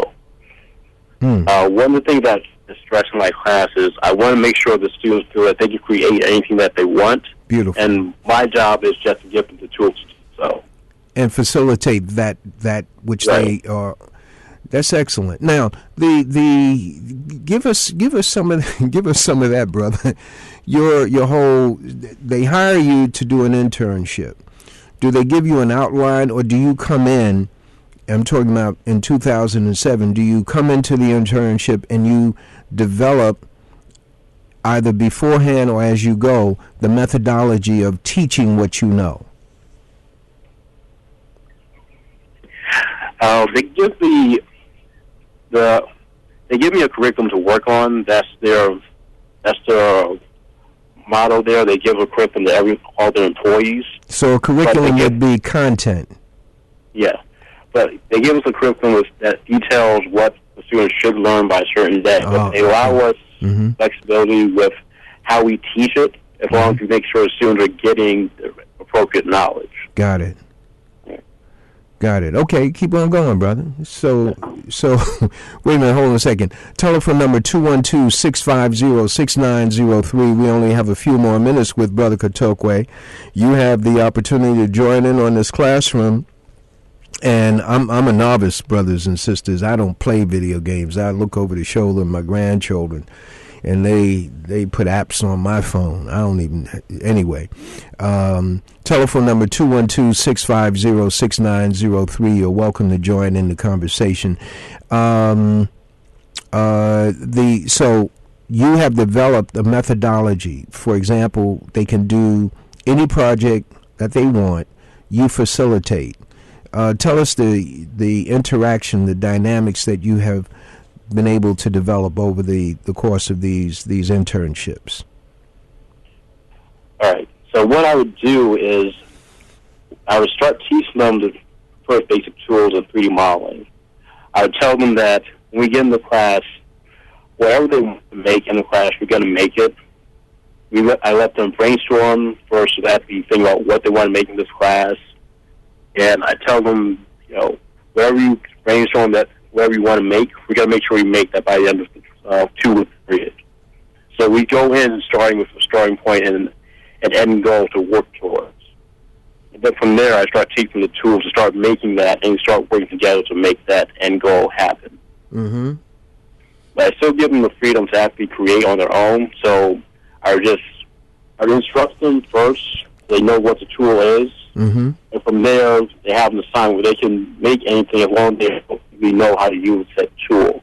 Mm-hmm. So let's say, for example, I would instruct them on how to create a camera in the 3D realm, and I would show them how to move the camera and how to animate with the camera. So their assignment from that point on is that they animate something on their own. It could be anything they want, as long as they appropriately use the camera, make the camera animate from that point. Excellent. So once they grasp that concept, they can make whatever they want from there. Okay. So you start off with a model that looks complex. However, you show them how to put that bad boy together. Right. And that creates in their minds that they can do it. Right. And from there on, how have you dealt with individuals who get stuck and they say, I just can't get this thing? How have you dealt with them?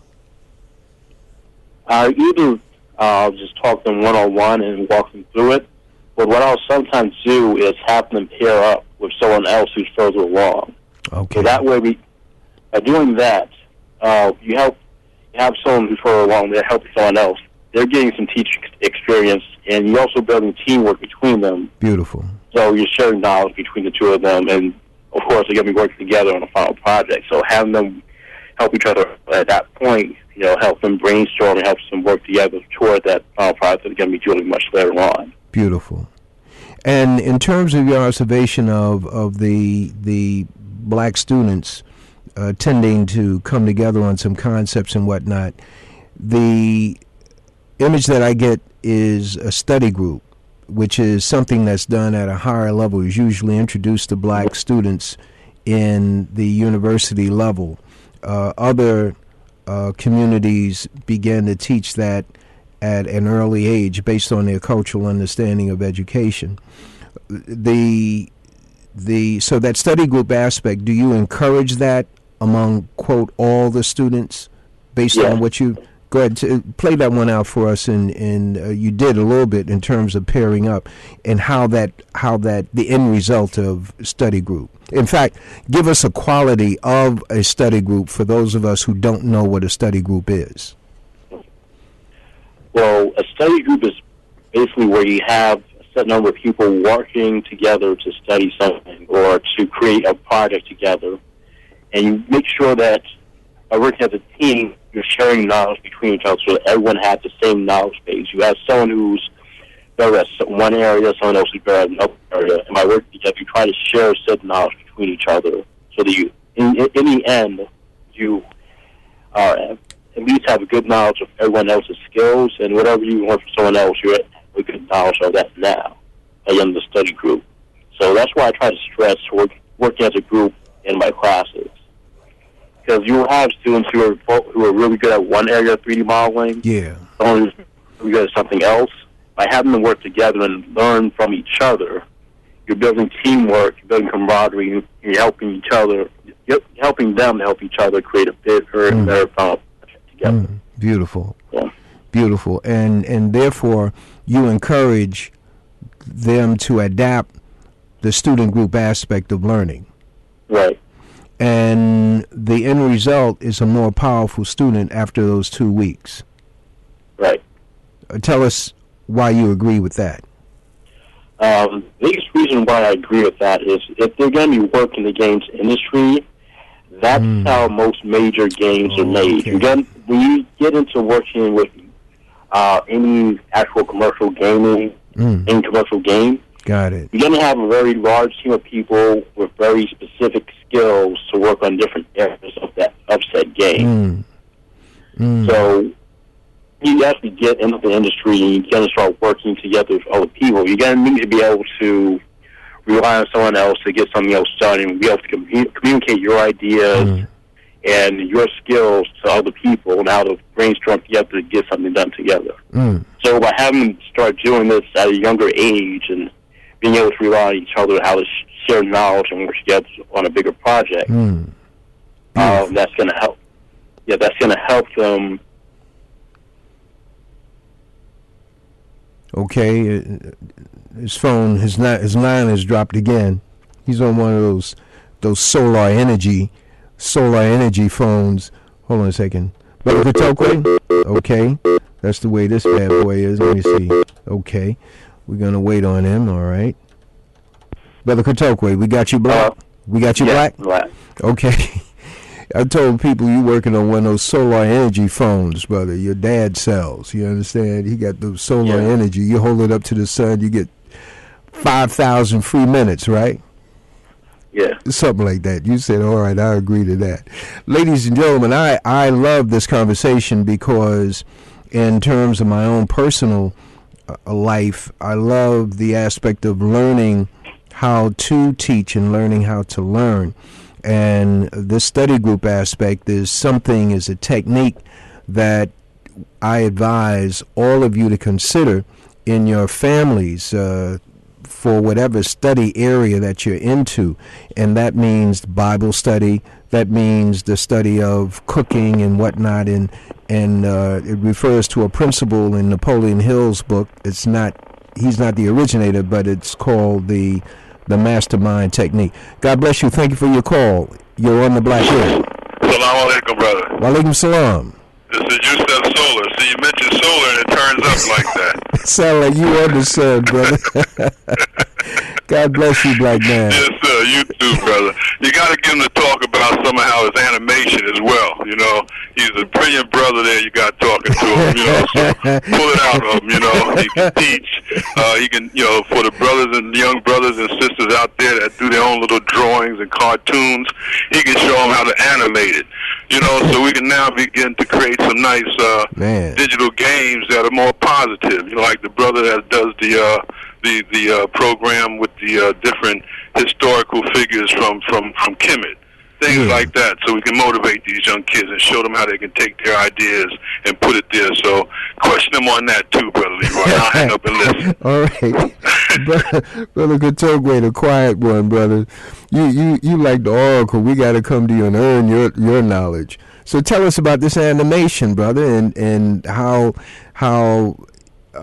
easy it can be for youngsters who are inclined to do cartoons. All of us are into that. Graffiti is an example of cartooning for me. But tell us about this animation piece that you have in your repertoire, brother. Okay. Well, I have done some studies in 2D animation as well. With 2D animation, it is somewhat easier to get into nowadays that we have programs that make it easier to do 2D animation, like Flash animation. You also have other software, Toon Boom, that does a similar process as Flash for making 2D animations. And in the study of 2D animation, you'll acquire a lot of skills that you could still apply to 3D animation in terms of learning how to do timing, setting up scenes, and basically key poses. Okay. Right. Yeah, and this is something that you in 2 weeks you're paid to teach a course. We're exploring, ladies and gentlemen, his coming to a group of youngsters and exposing them to what he knows in a lab, one day thing. A couple hour or 2 or 3 hour situation. We're exploring that right now before he goes back to school. God bless you. Thank you for your call. You're on the Black Air. Good afternoon, Brother Leroy. This is Adeola Solar checking in. God bless you, my sister. I did all my best to restrain myself, but I am so proud of my son. Yes, ma'am. Who is sharing his well-earned knowledge and love for what he has to offer. And just to share that his, Yusef Solar phoned in, but his dad, Shamash Lamed, is also listening in. And he gets his artistry quite naturally. His father's a brilliant singer and chef and many good things. And a combination of us three raising this child. Beautiful. Create this wonderful spirit. So I'm pleased that he's opening up and continuing to give it to others, and wants to definitely share it with his community because, as he said, he sees the talent, but these imagination or these other types of cancer are very, very expensive, and why we don't see more of our children in it is probably because it's cost prohibitive in a lot of cases. So there's another aspect, sis, and that is those of us. And I've made this blanket statement yesterday to a brother. He disagreed. Those of us who know and not sharing the knowledge. I mean, you go to a high cost university, and some of us come out. I went there. Somebody else can pay, without understanding that those of us who get through the net are the blessed ones, and we can earn a lot of credit in terms of the universe, in terms of good karma, by not giving back, but by sharing. I don't like that thing about giving back. I like sharing the knowledge that you have, and we're the greatest teachers in the world, because when we learn, this is based on Dr. Edwin Nichols, we learn in a different way. We learn, once we learn it, we can give that body of knowledge that we've gained in a quicker fashion, because of how this is in our DNA. My question to you, Sister Solar, is what did you see in Cautauqua at the earliest age in terms of what we're experiencing, some of what we're experiencing now? This is a quick story because I will not take credit for it.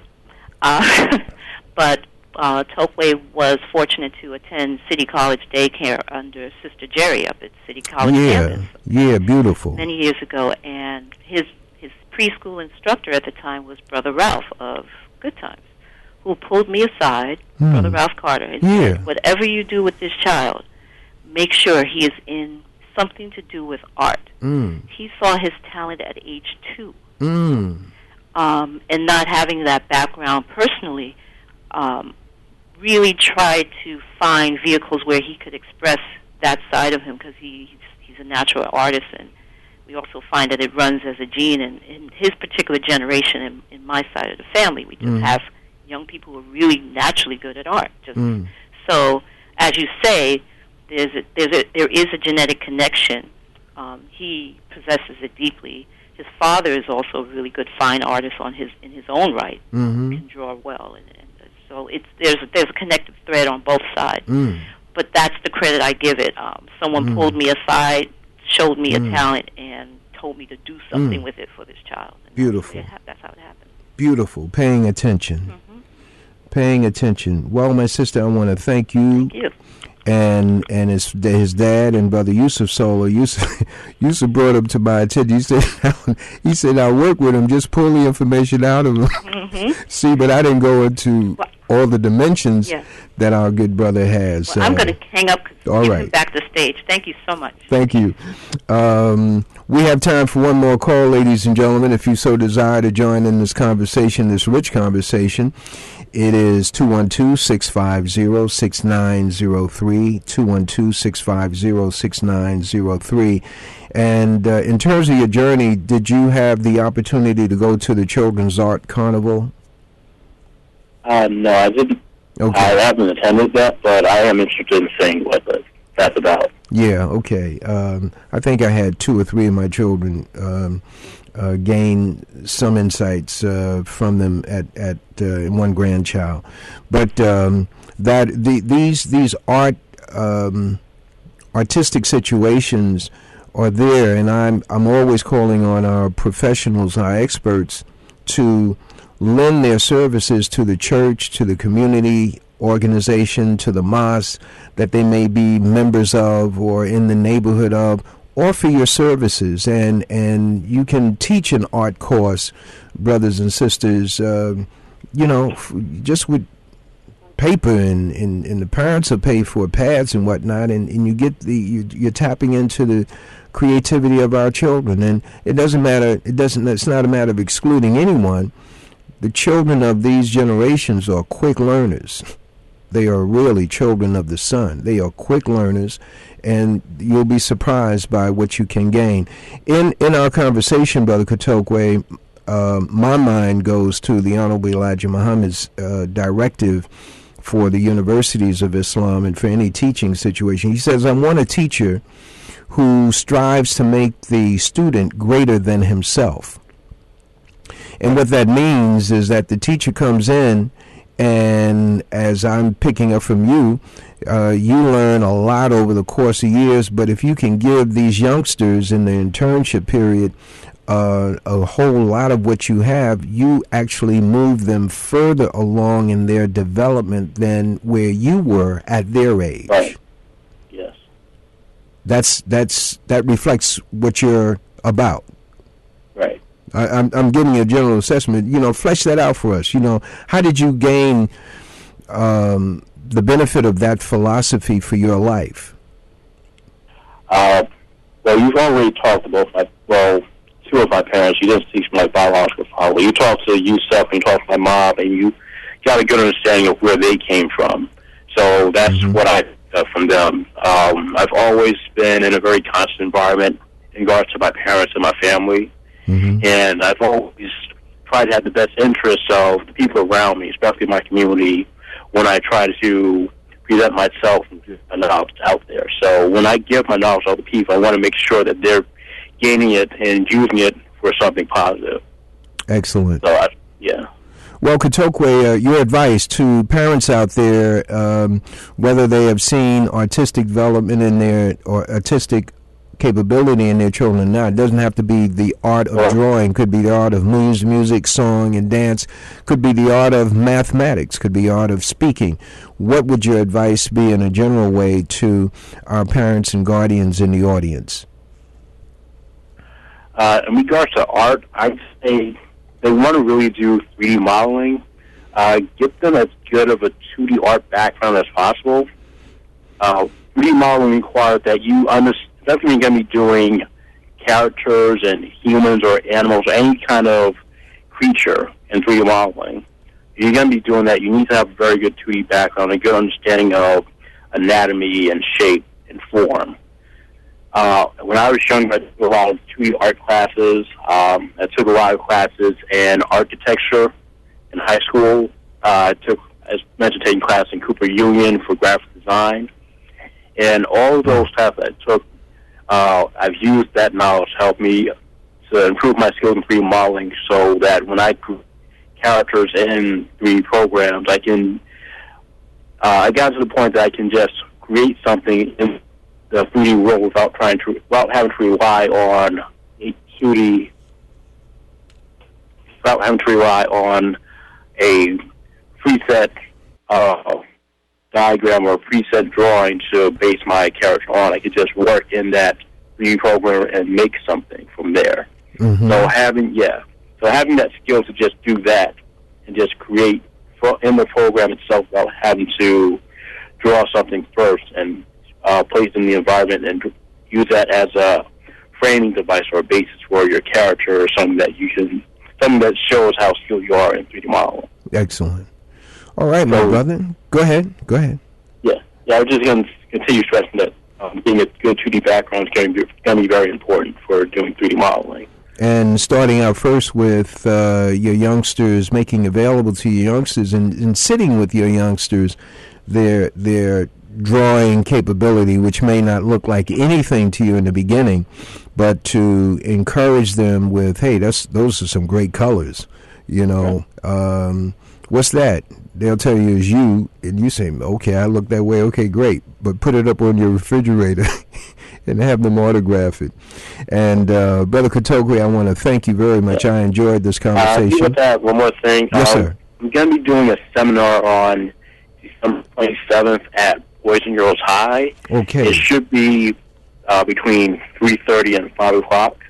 It's just going to be a basic seminar about different aspects of 3D modeling and game design and what you can do to improve your skills in getting into 3D modeling and game design. If you need the address, it's at 1700. Yeah, it's going to be part of the Kwanzaa program at 1700 Fulton Street on, like I said, on December 27th. That's Boys and Girls High School. Around what time?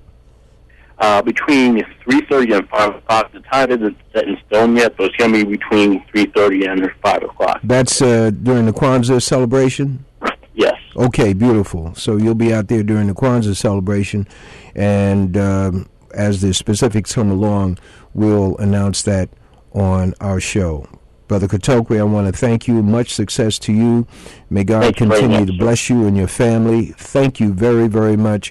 you'll be called on by us to be on another show that I do on Blog Talk Radio. You can be sure of that. So stay tuned. Thank you. God bless you. Peace. Peace. Ladies and gentlemen, we will be right back. Started slave ships. Slave ships. There are more records of slave ships than one would dream. It seems inconceivable until you reflect that for 200 years ships sailed carrying cargo and slaves. Non-violent. In the face of the violence that we've been experiencing for the past 400 years, is actually doing our people a disservice. In fact, it's a crime. It's a crime. Here come the drums.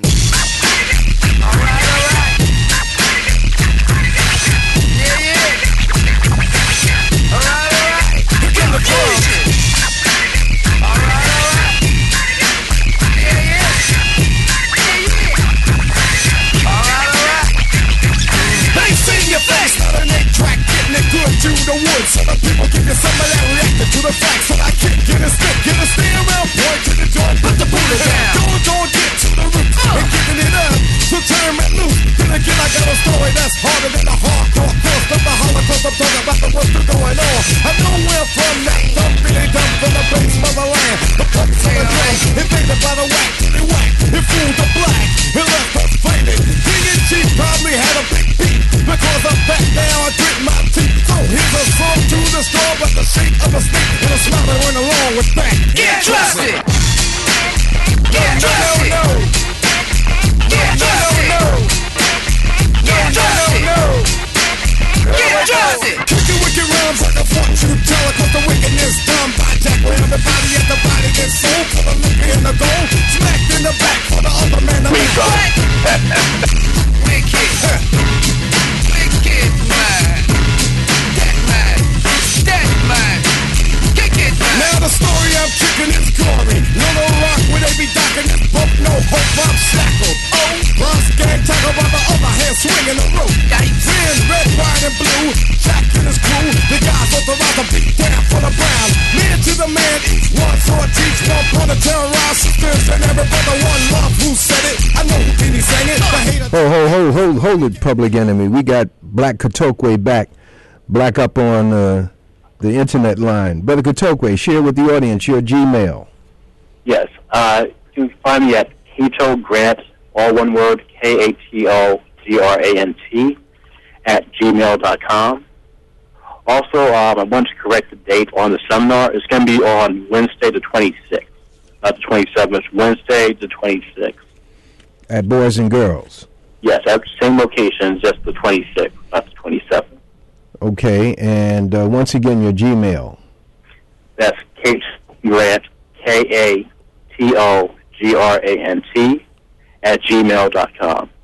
All right. Okay, my brother. Thank you very much. Thank you. All right, Bye. peace. Non-violent. In the face of the violence that we've been experiencing for the past 400 years, is actually doing our people a disservice. In fact, it's a crime. It's a crime. Here come the drums.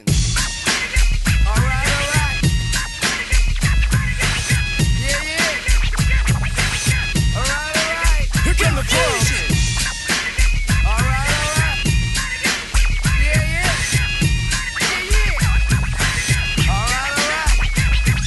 Bass in your face, not an 8-track, getting it good to the woods. So the people give you some of that reacting to the facts that I kick in a stick, in a stay around, point to the joint, put the booty down. Don't get to the roots and giving it up, so turn it loose. Then again, I got a story that's harder than a hardcore course of the Holocaust. I'm talking about the what's still going on. I know where from that dumb, really dumb from the base motherland. The place of the drum, invaded by the whack, did it whack? It fooled the black, it left us faded. King and Chief probably had a big beef, because I'm back now, I grit my teeth. So here's a song to the straw, but the shape of a snake and a smile that went along with that. Get trusted.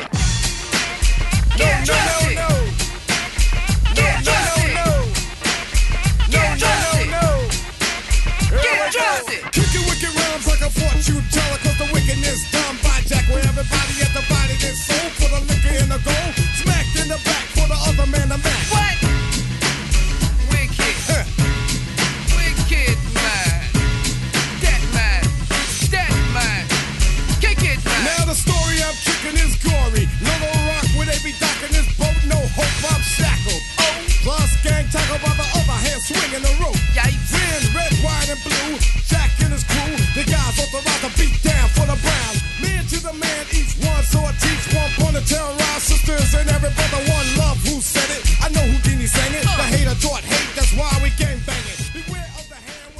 WHCR 90.3 FM, New York. It's WHCR's annual holiday party fundraiser on Friday, December 21st. Party time is 6 p.m. with some of WHCR's hottest DJs who will keep you dancing to some of the best house music in New York City.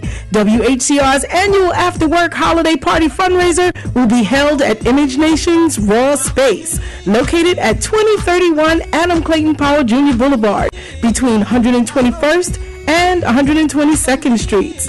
Admission is only $10 at the door, and there will be a cash bar. It's WHCR's annual holiday party fundraiser on Friday, December 21st from 6 p.m. to midnight. Image Nation's Raw Space is available for your next event. For more information and rental rates, visit imagenation.us and click on Raw Space, then choose Rentals. Yeah. Follow me. And listen, ladies and gentlemen, Brother Leroy will be in the Black House on that Black Day. And people say, oh, they Negroes be running the Black Day again. They be hiding under the bed and stuff. But for those of you who have an understanding of 360 plus degrees of blackness, if it's a black party, then you will very well be pleased by the selection of music. And some of the finest people in the whole wide world will be there. And that means we are asking you to participate. And this helps each individual show. You come to the door and say, hey, Brother Leroy sent me. You pay your $10 and you get in, and Brother Leroy's show will get credited for bringing in 1,000 black conscious individuals. Listen, in the papers this week, I was looking to, sometimes when you look for guests, I'm waiting for Dick Gregory to call in. You look for guests and you can't connect with them. And it's all good because in our first segment, that was geared to be shorter. But each minute that this brother was on the line was very edifying, very, very, very satisfying, edifying for me. But there's this article in the Amsterdam News dealing with Boys and Girls High School. It's an article that should be read and analyzed. And the brother who's the principal at Boys and Girls High School is Brother Bernard Gassaway. Bernard Gassaway was a principal he's the principal of the school, but he was on WHCR for a minute. He had a program here, and he was part of Harlem 411. And we know Bernard Gassaway as being a conscious individual. So in the article, it talks about Boys and Girls High School being a failing, getting an F. But there's one line in there that gives you the key to why. Brother Dick Gregory. God bless you, my brother. God bless you. I want to thank you. Just hold on 1 second while I finish this point with our great audience. This is an article out of the Amsterdam News, ladies and gentlemen. It's on page 3, and it talks about Boys and Girls High School fights for survival. Now, a key point in this article is that Boys and Girls High School has been given an F for failing in these various areas that these so-called individuals in the Board of Education have set up for whether you're doing well or not. But the key thing in this article is that the principal of the school has been open to taking every student in who has been rejected by other schools, and that's some 1,800 of castaways. I call them castaways and push-outs. And Bernard Gassaway, without my speaking with him, has a belief in our people. He believes, based on my conversations with him 3 or 4 years ago, he believes that each and every one of us has talent and ability, and in the right environment can learn. But when you're dealing with high school students who do not know how to read and write and are at a 3rd and 4th grade level, that takes resources. And Boys and Girls High School has not gotten the resources that would enable Bernard Gassaway and the conscious teachers at Boys and Girls High School to teach these children properly and bring them up to a so-called passing grade.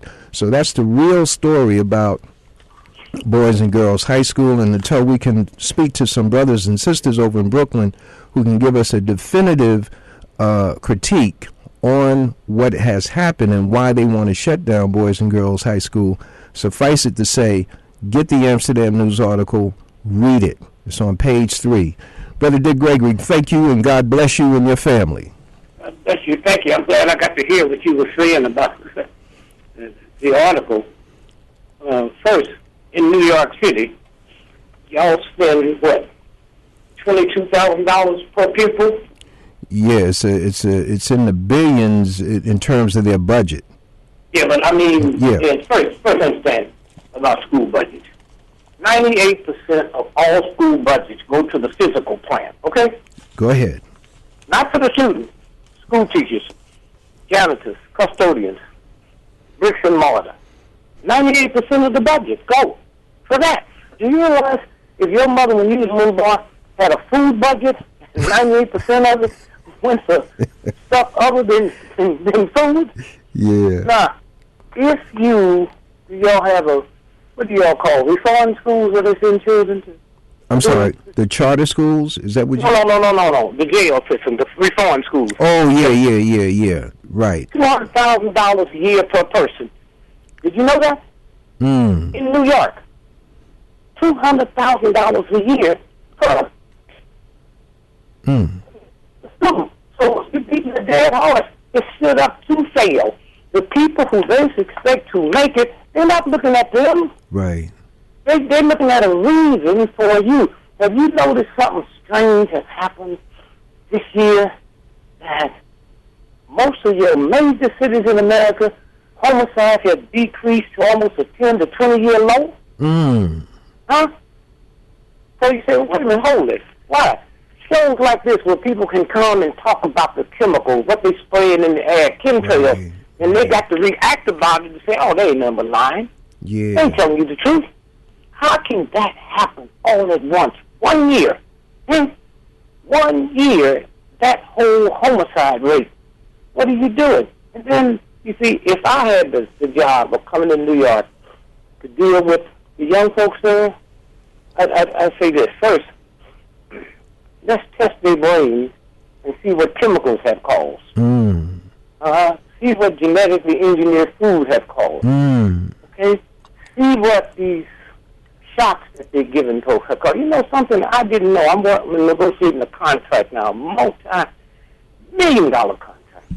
And they're talking about the wheat, the problem with the wheat that a lot of people can't eat wheat. The gluten, is that what it is? The gluten. Yeah. So I said to the guy, I'm with the #1 gluten specialist in the world, right? And I said, look, let's have a meeting in the bar, because I know these white boys want to drink somewhere. If they get with the health guru and they want to eat Kool-Aid and unsweetened this, let their mind go off. And then let's go over here and meet me at the bar. And then it's a little dollar. I said, well, let me take a beer. And then I said, well, let me just ask you something. I said, you the #1 specialist. I know you are because I met with my man and he brought me the documents, right? I said, but do you know every time you lick a stamp or lick an envelope, that's gluten? And a good friend of mine told me long before that. I'm not going to call no names now. I knew that long time ago. That's when I lick stamps, I wet the back of my hand. How long do you think it takes acid poison to go through the back of your hand and get to your heart? I love it.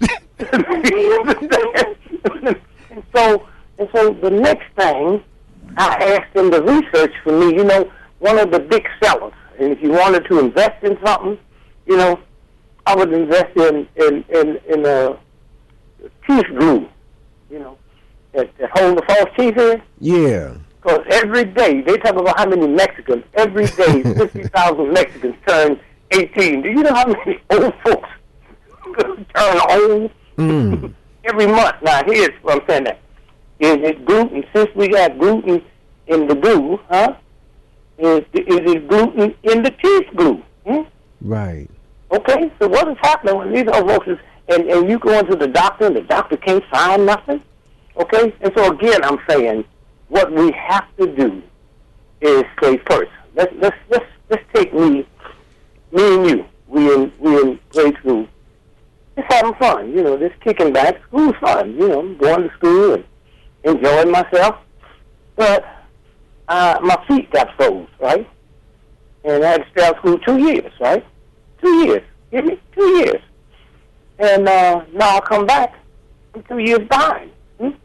Let's say you had the flu, right? You said out of school 2 weeks. School won't stop because you out, huh? Right. So it comes back, and the little girl over there, I'm looking at, you looking at her, I'm looking at her. You know how silly we was when we was in school. Richard loved Mary, man. She don't even know it. We be joning with dudes over women that they ain't never told the girl, don't even know they like them. And they say, yeah, that's Richard's girl. Like we used to stand on the bridge. Remember, I'm 80 now.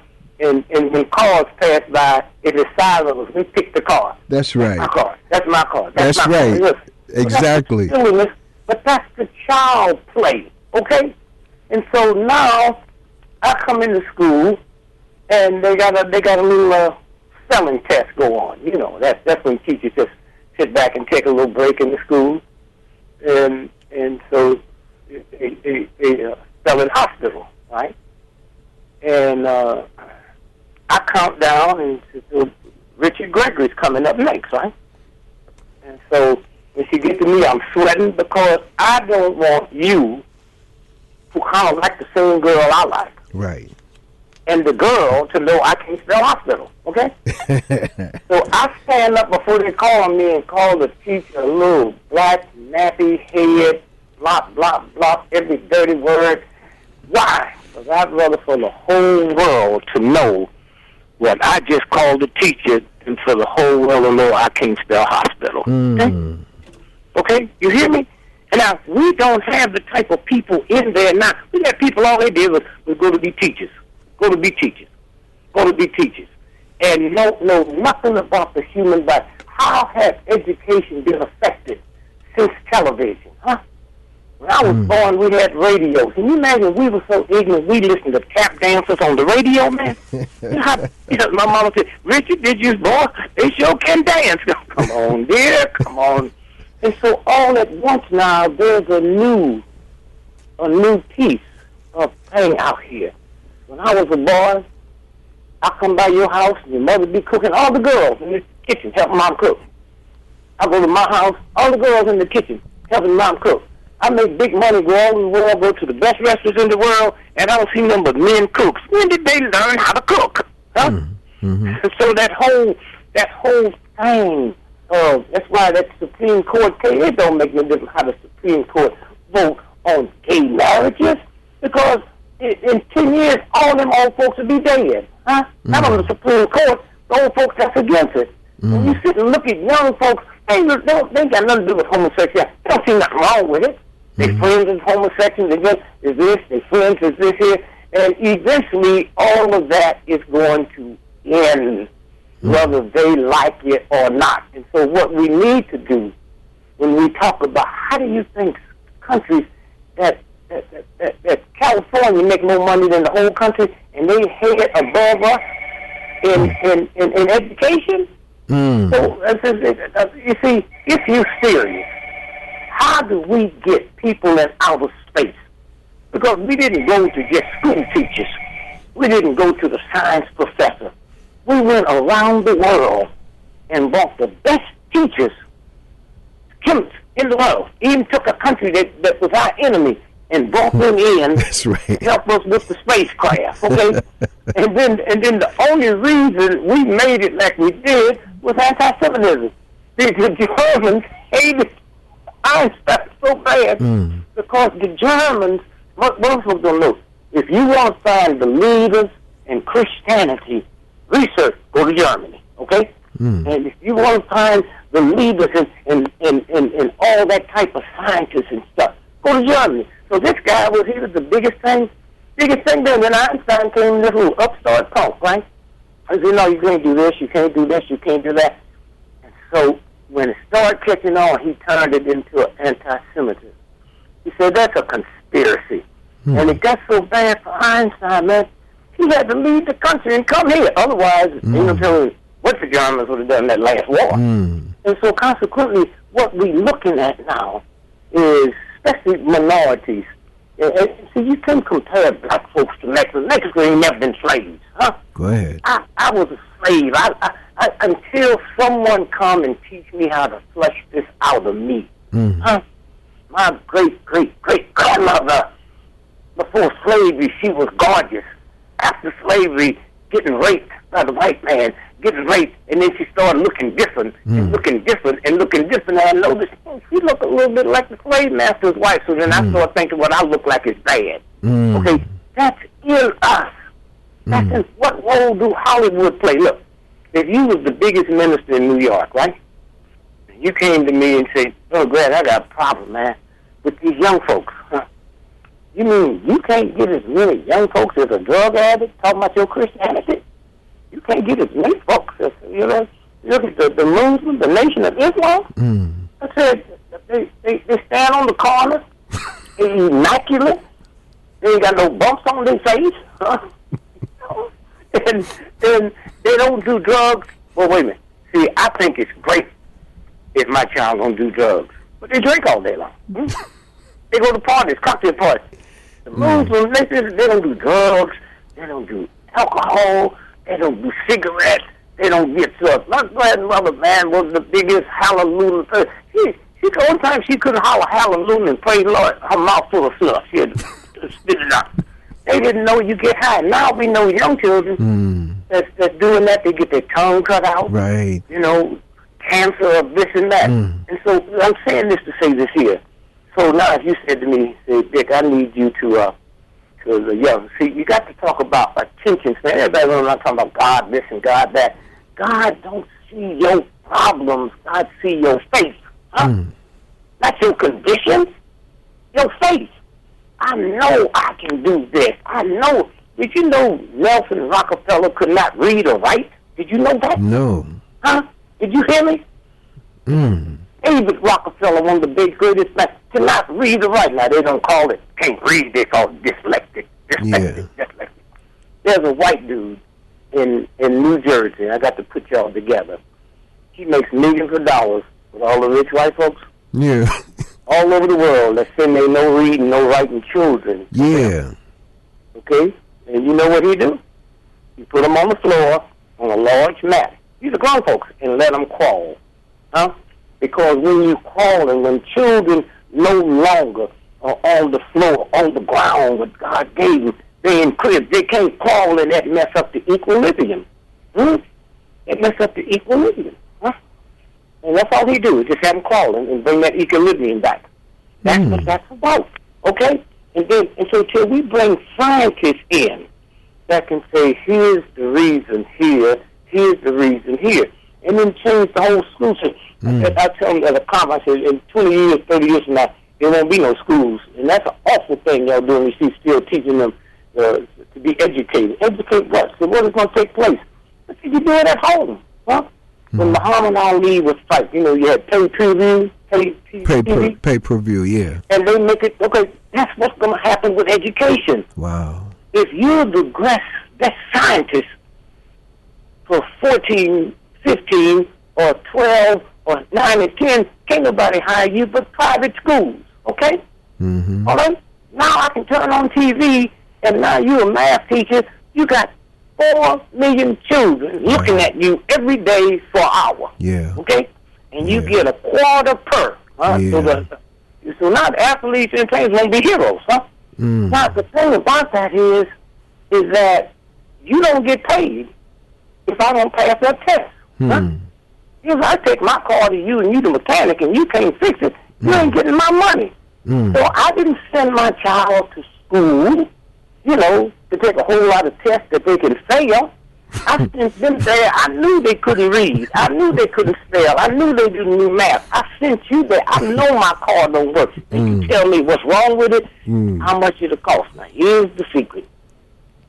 Everybody listening to your show today, yes, sir. I don't care how old, how young, how many pills they take and have.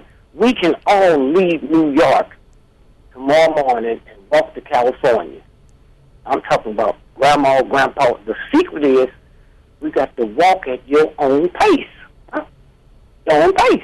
Okay. Okay? Now, education is the same way. I got to do it. That's why super rich folks never send their children to school with nobody else. That's why Michael Jackson was so here. He wasn't born to be that. He got so big, he's a superstar. So what he got? He got private tutors, right? Right. So he's not in a classroom racing against the brain. Huh? He's not in the classroom where your mother and father, they went all over the world, they multi-millionaires, and he didn't have daddy nowhere, mama was a drunk and all that. So how can I sit in the classroom with you? I'm sitting at home, and I'm doing it at my own pace. I don't know if I told you, one of my sons told me, he said, Dad, let me tell you, they brought in the South African and wanted him to take over the whole educational system. Okay, let me tell you how it is. He said, no, I can't do that because the best schools in South Africa is private schools, which is 99.9% white folks. I'm not about to have my two children, my two boys, over here in a school where black folks is in the majority, but they can't see that in school. Huh?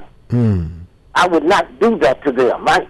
And so when you sit and you at your own pace, now that was Michael. All right, Michael, if you Michael's tutor, man, you can't fail him. You can't flunk him. Okay? You lose your job. So now you got to sit there and do this and do that, and then all at once I feel good because I feel myself growing. You see, the same shoes I wore when I was 8 years old, I can't wear now. Huh? I cannot wear now. Yeah. And so consequently, if you go back to your minister, you said, Greg, see, here's something I don't understand. We know Muslims, Nation of Islam. We know they don't drink, they don't smoke, they don't do this, they don't do that. But yet, we as white folks will never bring them to the church. Not for $10,000 like they deserve to get for free. Because white folks have told us to be scared of them. We're more scared of them than we are the drug pushers. You never seen a Muslim stand on the corner with a bow tie and shit up pushing drugs. But we're scared of them. But not the drug pushing. Okay, and so consequently, what is it about me that would bring in a white dude who has conquered drugs in Appalachia? But I wouldn't bring in a Muslim who's my cousin, who's my niece, who's my nephew, And she is the reason they're not doing it. Because the way they hate it in America, they would buff them every day and show them on TV. Oh, that's it. Or slip in a bar and show them drinking, and show them doing this here. Okay? And so now here's what we do. We sit, going back to your church, right? You Reverend Gully. That's the largest church in that kind of, what they call them, mega churches. Yes, sir. Yeah. What a mega church costs to build, man, about $50-60 million. Wow. And I keep asking, where did them black preachers? Most of them ain't been to school. Never had to. Reverend Gully was my man. He taught us everything. He never been to school. What bank is going to loan Reverend Gully? $no dollar, huh? $50-60 million when General Motors couldn't get a loan. So then we got this. Where is that money coming from? Where is that money coming from? And so I'm saying this. So here's my job. You're not getting young folks, okay? I said, here's what you do. Go out and get you a rap band. Don't say y'all ain't got no bands in the church, right? Go get you a rap band. Not no hip, no world renowned, just a rapper. And let them rap the Holy Bible. Did you hear me? These little youngsters, man, they can't read or write. They listen to the rap and that music, and in 3 days, they singing the whole song. That's right. Word for word. That's right. Word for word. And so first, you got to make it exciting to me because you're violating God. Reading and writing is a violation of the universe. It's ungodly, it's unspiritual. Why? How do I know that? When I get off the plane in Tokyo, I can't read a Japanese paper. The universal God ain't never made nothing that changed when you cross a border. Okay? Because before we come in with the mess, there wasn't no such thing as borders. It was called Earth. It wasn't no Africa or St. Louis or New York or Chicago. And one day, the reason they can't admit unidentified flying objects, they can't admit that. Why? Because if we admit that, we got to be Earth people. Huh? Organized religion would go out the window. Huh? There wouldn't be no such thing as New York, Chicago. Why? They say Martins, right? Martins. Yeah. Little big green people, Martins, okay? And so what I'm saying is, when that, now if you took the natural, you know when you drive a car, every hour your brain processes 10 billion bits of information. Why do you think rich white folks don't drive? Huh? Why do you think they got to go? Can you imagine, man, me and you work at General Motors, and at General Motors we got 30,000 people on our shift, and all of them and drove through all the traffic. You know how tired they are when they get to work? That's why your car ain't no good. They're tired when they get there. And so we're supposed to be in bed 90 minutes after the sun go down. Okay? 90 minutes after go back to day one. There were no lights, right? You had to do everything. That's why they call it. Exactly. That's why they call it moonshine. They waited till the full moon and they go way back out in the forest. Right. And do the whiskey. And so what I'm saying is here, somewhere when you take back now if you're not in bed midnight, you turn into a pumpkin. You heard that, right? Right. What part of your body do a pumpkin look like? The head. Okay, now watch this here. When you go to bed tonight, 90 minutes after the sun go down, let's just take your finger and put it in the center of your head and press it. You feel that? At 90 minutes single, that's what happens to your head. Your brain gets recharged, huh? Go ahead. At midnight, that charge stops. All the sleep you get after midnight don't count. That's why when my son went to Phillips Academy, and when I was moved about from Massachusetts public schools was better than most private schools in the country. And so they told me, they said, well, Dick, I know how you feel about, but let me just tell you something. If your son don't go to Phillips Academy and get out to school, his brain will be damaged, okay? So I said, okay. If your son doesn't go to Phillips Academy, at that time, Phillips Academy had produced 12 presidents. Okay, now it's 14 because George Bush in there. Had I known that, I wouldn't have let him go there. But they said if he didn't go, his brain would be damaged. By going to another institution. No, going to that school he was in. Public school. It's good. Okay, right. Okay. He won the science affair. That's when Massachusetts was kicking all over the world. Right. And the teacher just let him in because he's in grade school, right? You have to be in high school. And just to let him in so he can exercise his brain. Right? Hold your point right there while we identify ourselves. This is the Communicators. I'm Brother Leroy. Our guest online is Brother Dick Gregory, and the station you're listening to is WHCR 90.3 FM, New York. Go ahead, my brother. So he comes back, and they said, well, and they used the buzz. Here's what he did now. He took some seeds, okay, and got him shoe boxes. put dirt in them, right? Yeah. And he planted the seeds. But unbeknown to the teacher, one of the boxes he brought home and put in the closet. And every day they give a progress on the seeds in the school lab, right? Yeah. And after it was all over, he brought the box. He's like 8 years old from home. And that little wizard up there, man, scared people in the class. And he said, I just want to show you what happened to Negroes when you put me in a closet and don't let me get sunlight, and don't let me get water. I did the same thing at the beginning to all of that. This is us, okay? And so I don't care how many degrees we got and all of that. This is us, okay? So now they said, wow, Jesus. And then they said, well, we'll change the law. See, I never went to none of my children's graduations. I never went to, and I don't care what y'all think. You raise your children like you want to. I never went to none of it. I didn't help them with their homework. That was their mother's job. Now, that's not a sexist thing. That's their mother's job. They go play basketball. I don't see none of that. All the little, what they call them things where they be up with them ballerinas and they, everybody run over. Damn, like your daughter look good. They got her dressed up with lipstick and wigs and stuff on. Yeah. I never went to that. And I told my wife I would never sign off on their report card. I don't even want to see it, right? And then 2 years later, she said, wow, I just found out today what you was doing. I said, what do you mean? She said, today is the first day them teachers over there recognized me as Miss Gregory and not Dick Gregory's wife. Dawned on them they would never see you. And it dawned on them they would never see this black celebrity. Oh. When it dawned on them, they couldn't ask your children, "Did your daddy help you?" No. "Did your daddy help you?" Nope. Then they realized you the power in that house. You the power, not me. And so now they say to me, they say, well, here's what they want.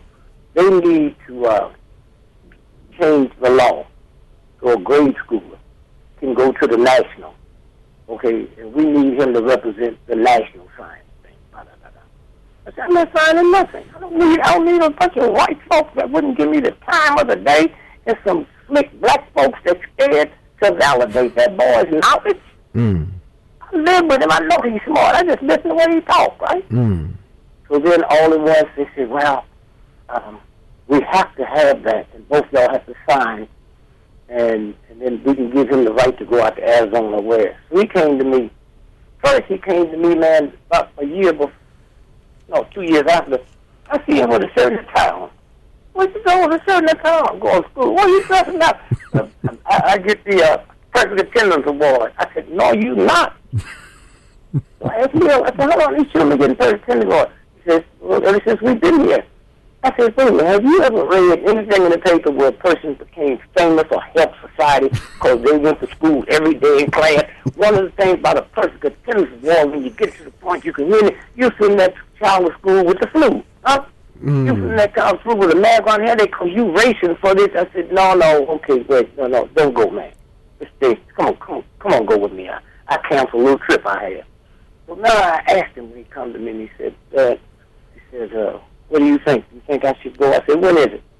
He said, June the 26th. I said, well, what do you have to do if you wasn't going there? I got a soccer game. I said, go to a soccer game, son. Go to a soccer game. We got to stop being validated by a system that don't like us. That's the one thing. Just go to a soccer game and enjoy yourself. And you play basketball, I guarantee you, I'll come to your basketball game.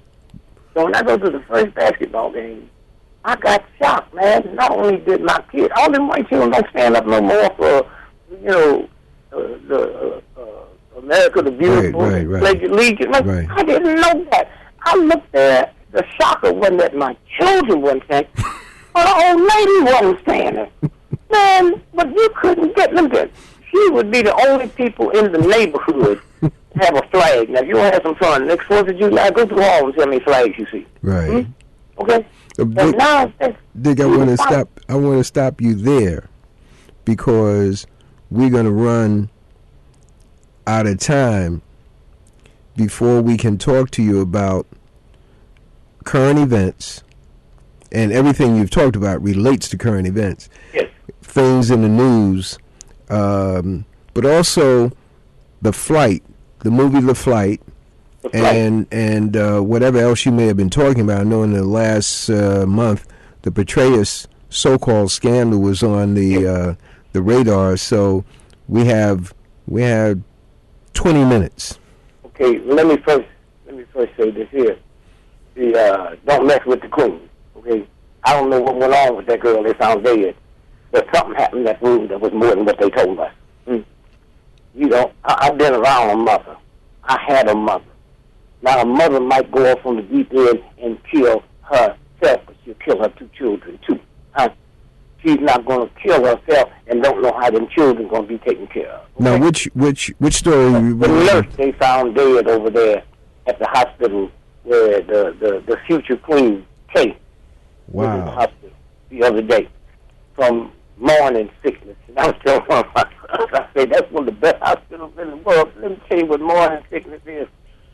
The 9 months you in your mother's womb, all you have to drink is her urine. That's all you have. That's your dinner. And when she don't drink enough water, she kick you. You don't drink enough water, she kick you. Okay? They call that morning sickness. That's the baby saying, give me something to eat. That's all I got is what your urine is. They don't know that. So they got her in the hospital, or maybe she wasn't there for that, huh? And then all at once, the girl comes up dead, huh? Not in her house, in a place down the street, huh? So all I'm saying, I'm just saying, don't mess with the queen. The other thing, when we get into the movies, the other thing is that when you think about if you and your wife had graduated from college, huh? Your children's vocabulary would be 5,000 words. If you and your wife had graduated from high school, their vocabulary would be 1,500 words. Go ahead. Okay? If you had not finished high school, your children's vocabulary would be 500 words. Well, all you got to do is get some rap music and play the same type of vocabulary that your children would hear if both of y'all had finished college, and they'll pick it up. That's what they get, you know. Okay, now the other thing is, when you sit and you look at the movies, first, movies is an extension of white supremacy. That's not what it was made for. It was made for sex. These old men trying to get these young girls. They come to Hollywood. And then when they saw the power that can use with white supremacy, then it changed and new people came in. Metro Golden Man, those were Jews, man, and a Jew couldn't even play a leading man in a Jewish company, huh? You couldn't use nobody ugly as a leading man. It had to be nice looking, man, and certain heights and all of that. So all my life I went to the movie. And I went to the movie, man, and this black thing, this Negro thing had messed me up so bad. I'd come home, man, being whoever I saw in the movie. And I feel so bad because I felt like I looked like him and act like him. I'd walk through the alley, man, so people wouldn't see me, this little black, skinny, nappy-head child, right? And so one day, did you see the movie Gone with the Wind with Clark Gable? Yes, yeah. Now, you heard the word tall, dark, and handsome. Right. You never heard them apply that to Sidney Poitier and Harry Belafonte. No. Right? It's white boys. It's white men who they know were black. That's what that is. Tall, dark, and handsome. Huh? Come on now. Huh? What do it mean?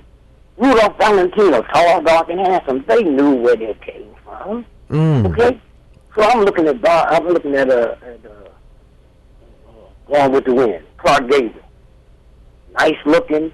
You know what we say nice looking is. Yeah, yeah. Had that curly black hair. Yeah. And he said he's talking to his lady, and he flipped his head backwards and forward, and that curly lock fell down his face, and he flipped it back and said, frankly, my dear, I don't give a damn. Man, I damn near broke my neck trying to flip a nap back. I'm trying to be, you know, and then, not then, but now, I know why I made it. See, life is nothing but a movie. That's where the movie. See, your son or daughter's born with the intelligence to put something together. That's already been here. Life is a movie. The thing is, we don't write our own script. Okay? Right. We don't write our own script. So if a white racist thing dogs me, don't make that the top of my movie. Give it a bit part. Can't write it out, huh? I was saying to my daughter the other day, her daughter. I said, if your daddy raped you, I said, oh no, that's me. I'm your daddy. Oh, let me rework this. But those of you all who've been raped by your father, those of you all boys who've been raped by different folks, when you make that the biggest thing in your movie, you can't win. It got to be, you can't write it out. My daddy raped me. That's real, but make it a bit part. Way down at the bottom of the screen. You can't hardly see it. And just go on up there and let your movie right. So coming from the movie, I would dream, man. I would dream. I'd go to the opera. I didn't understand what I was saying, but I know the people. My mother worked for richest folks in St. Louis. They don't know about no blues or listening to no jazz. They listen to opera. Okay? And all over the world. And folks they listen to opera. Now they do a whole lot of other perverted stuff. And so consequently, when I go to the movie, either you'll call me or I'll call you and say, man, go back and look at this here, because we don't want to give the plot. So when you said Flight, I looked at it, and then the question came up, why was Flight released the week before the election? Huh? That's the first thing. Two, to be a black entertainer or a black athlete, you become a celebrity. Huh? To be a black doctor, you become a celebrity. But most folks don't know you. Okay? White doctors ain't no damn celebrities, man. To be a captain, or airline captain, like Denzel was, you're a celebrity in the black community. Man, nobody give a airline captain the time of the day. That's a bad job. So now take your black celebrities, not famous people. Just your black celebrities. There's something in the pit of the skull that they want a cheap, uneducated, thuggish white woman. That's in the pit of their skull. Why? Because all our life we've been hearing, man, if you really want some good freaky, get a white woman. Now we've always heard that. You know, we might not admit it. Because in my educational church thing, that wasn't part of my protocol. That wasn't part of my protocol. So when I go into the cathedral, just take a picture of the Sixtine Chapel. You see them goblins. You see them men with them wings. And right hanging down from them, you see them little white boys with no clothes on. Not girls. White boys.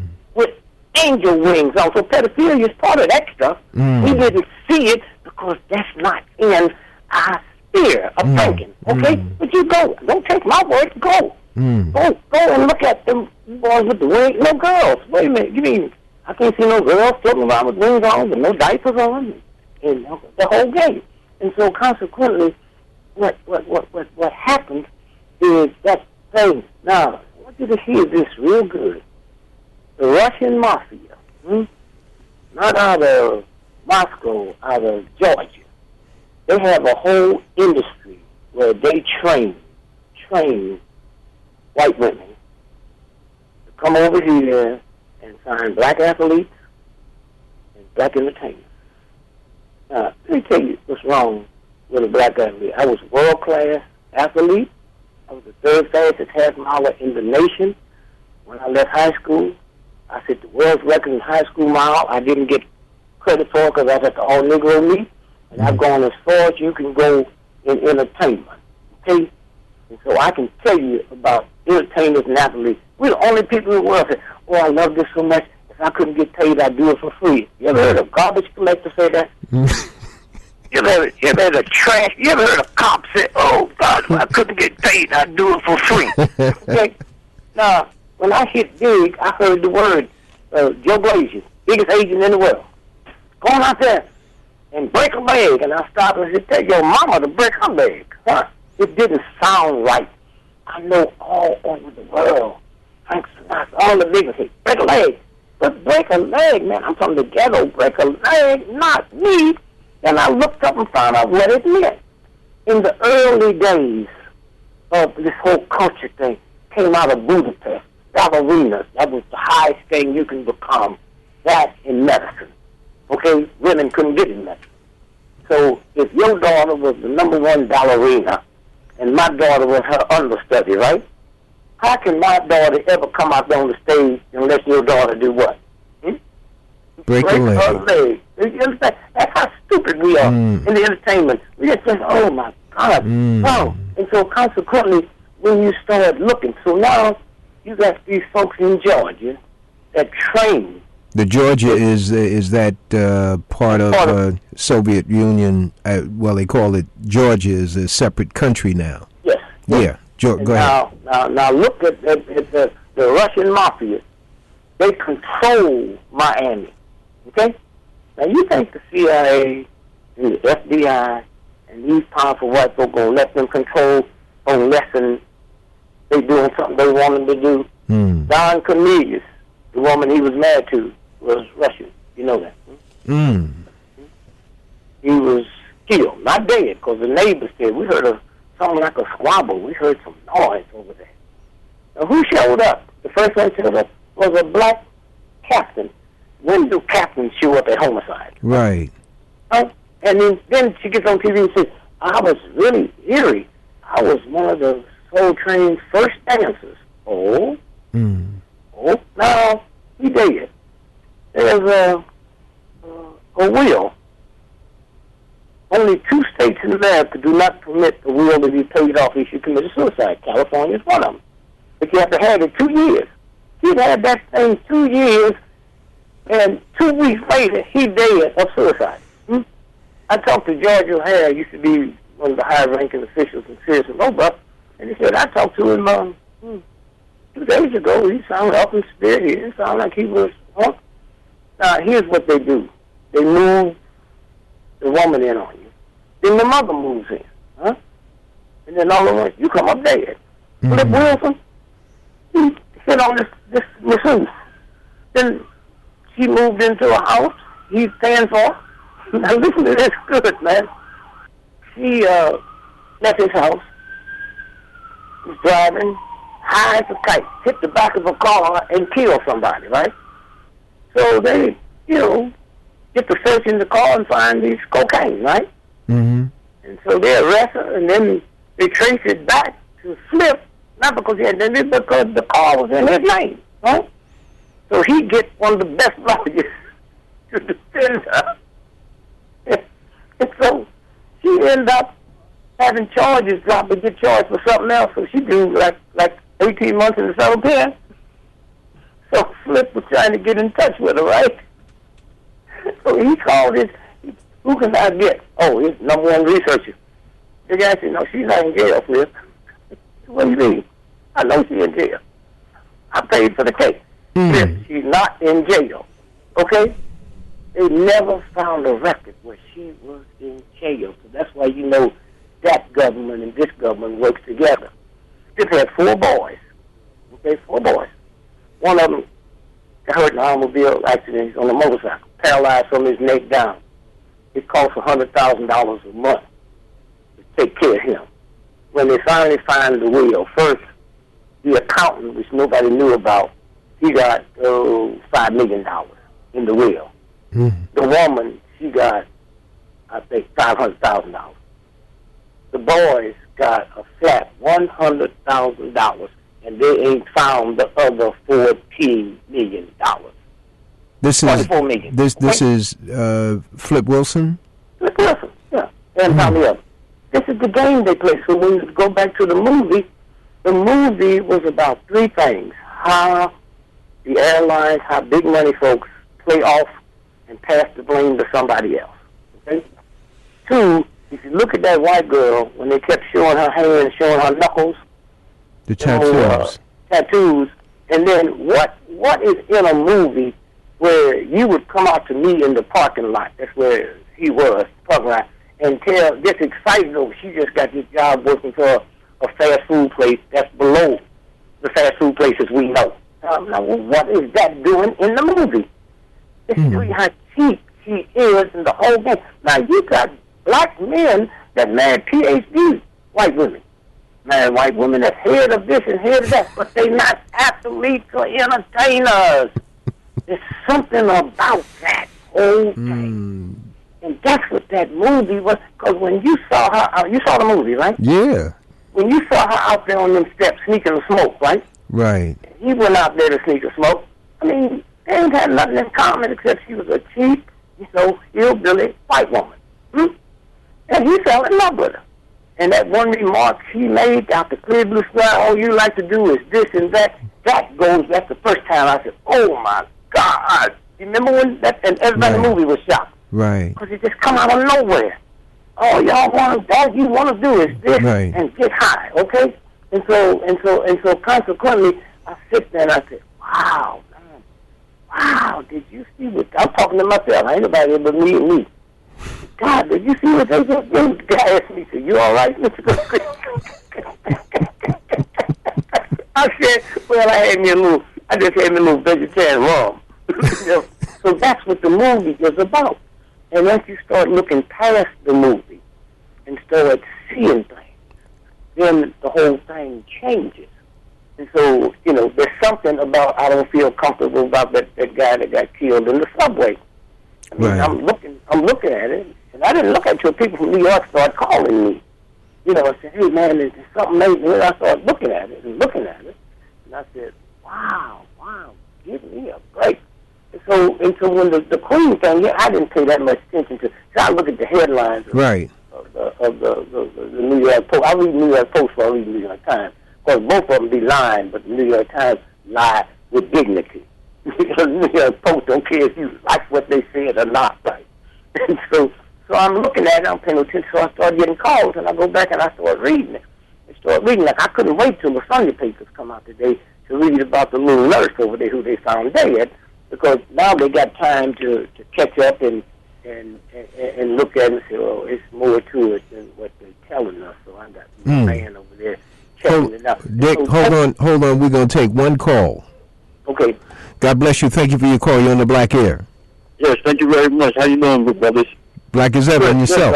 Peace and raise. Okay. Hey, look, real quick, I want to let you know, Brother Dick, opinion on there's two things. The storm that happened over here in New York, because it happened last year, right after New York passed the gay marriage, and this year after the president agreed with it, the same thing happened. And I think it's one. But now, can you please give me your opinion on that, and also the football player of the Kansas City Chiefs tragedy, please? Okay. Let me do this. What was his first question? I didn't hear. No, your assessment on the storm that hit Sandy.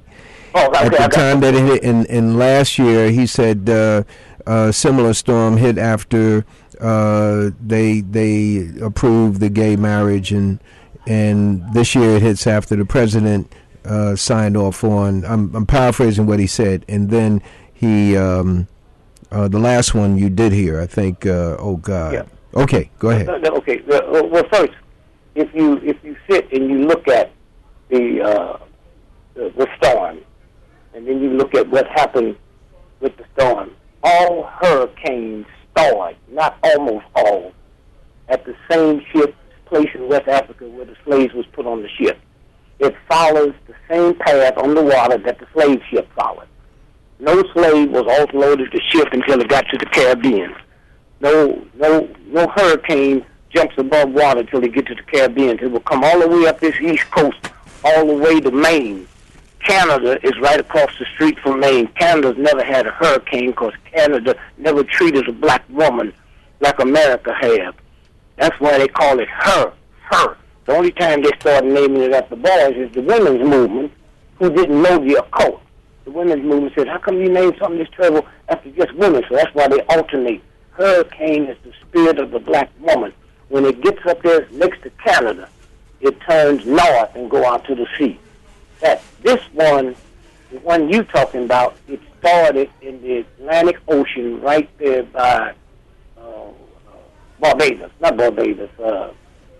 Bermuda? Bermuda, yeah. Go ahead. So that wasn't a hurricane. That's manipulated. See, we didn't know how to modify the weather until Tesla in New York. Tesla found out some things that he was in his hotel room, his apartment in Manhattan, and created an earthquake, and that's when the government came in and created that kind of stuff ever since. So that's what you feel in there. Why they did it, I haven't even gotten into that yet. I just know that wasn't real. Two, they was getting ready to overthrow. That's what General Petraeus was about. They busted them in May. The Russians sent information saying there's going to be a takeover. Putin killed all of them, which means Putin and the generals was in on it. The only black brother, as of now, that I know was in on it was the one that handled the African death. Yes. You saw where he was stripped of all his power. African. Okay? Yeah. Yeah. He was part of it. The highest ranking Navy was Admiral, I can't think of his name, but they went and busted him on the ship in the Indian Ocean. Now, here's the problem. Why? Obama found out about the day of the first debate, and he was so messed up there to give him a shot. That's what was wrong with him on that first debate. Here's the problem. You cannot go public with this. If The brother that called me is a trillionaire, and he got big investments in America. Once you find that out, you swoop the money out. First time this happened that we know of was with Roosevelt. They was going to kill him and overthrow the government. That was the white business interest, because he's taking the country the wrong way. They said, well, what are we going to get into? We got some folk going to hit him when they go to Miami at an outdoor rally. They shot at him, but they missed and hit McCormick, who was the mayor of Chicago. They couldn't talk about it. They went and busted all of them. So you're going to see a whole lot of bust coming out of that. So there's so much stuff going on and going on and going on. And I think it might be dedicated to 2012. You see, the calendar misquoted. It's not 2012. It's 2013. We got one minute. It's 2013. So what you hear, you're looking at it, and I think it was going to be a worldwide military takeover to say we got to manage this crisis that's about to happen. That's what I think it is. And to the brother, that's all right. That's how well, he asked for one thing, he got another, brother. So, Brother Dick Gregory, I want to thank you very much and thank your wife for facilitating this interview. We look forward to speaking with you again very soon. May God continue to bless you and your family, brother. My pleasure, brother. Thank you. All right, peace. Thank you for being my friend, man. Thank you, brother. God bless you. All right. Ladies and gentlemen, thank you very much for your support of WHCR 90.3 on the FM dial. Please support the holiday party that's coming up, and we play that for you before Stephanie comes on. Stephanie, she didn't know that I knew, but Steve Smith is going to be her guest. He's going to be... She didn't want me to reveal it. That's going to be the first call she gets in. Steve Smith. Hey, this is the only black sports show with a sister. She got connections all over, boy. I thought, see, if the Knick game was at noon, she wouldn't be in here right now. But she's, okay, all right. I'm gone. Support the party. Peace.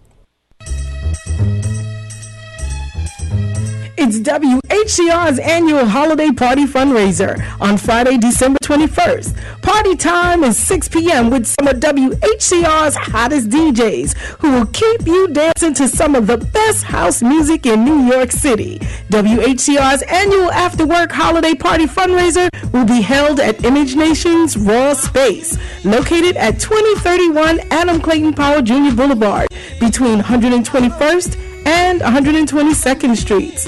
Admission is only $10 at the door, and there will be a cash bar. It's WHCR's annual holiday party fundraiser on Friday, December 21st from 6 p.m. to midnight.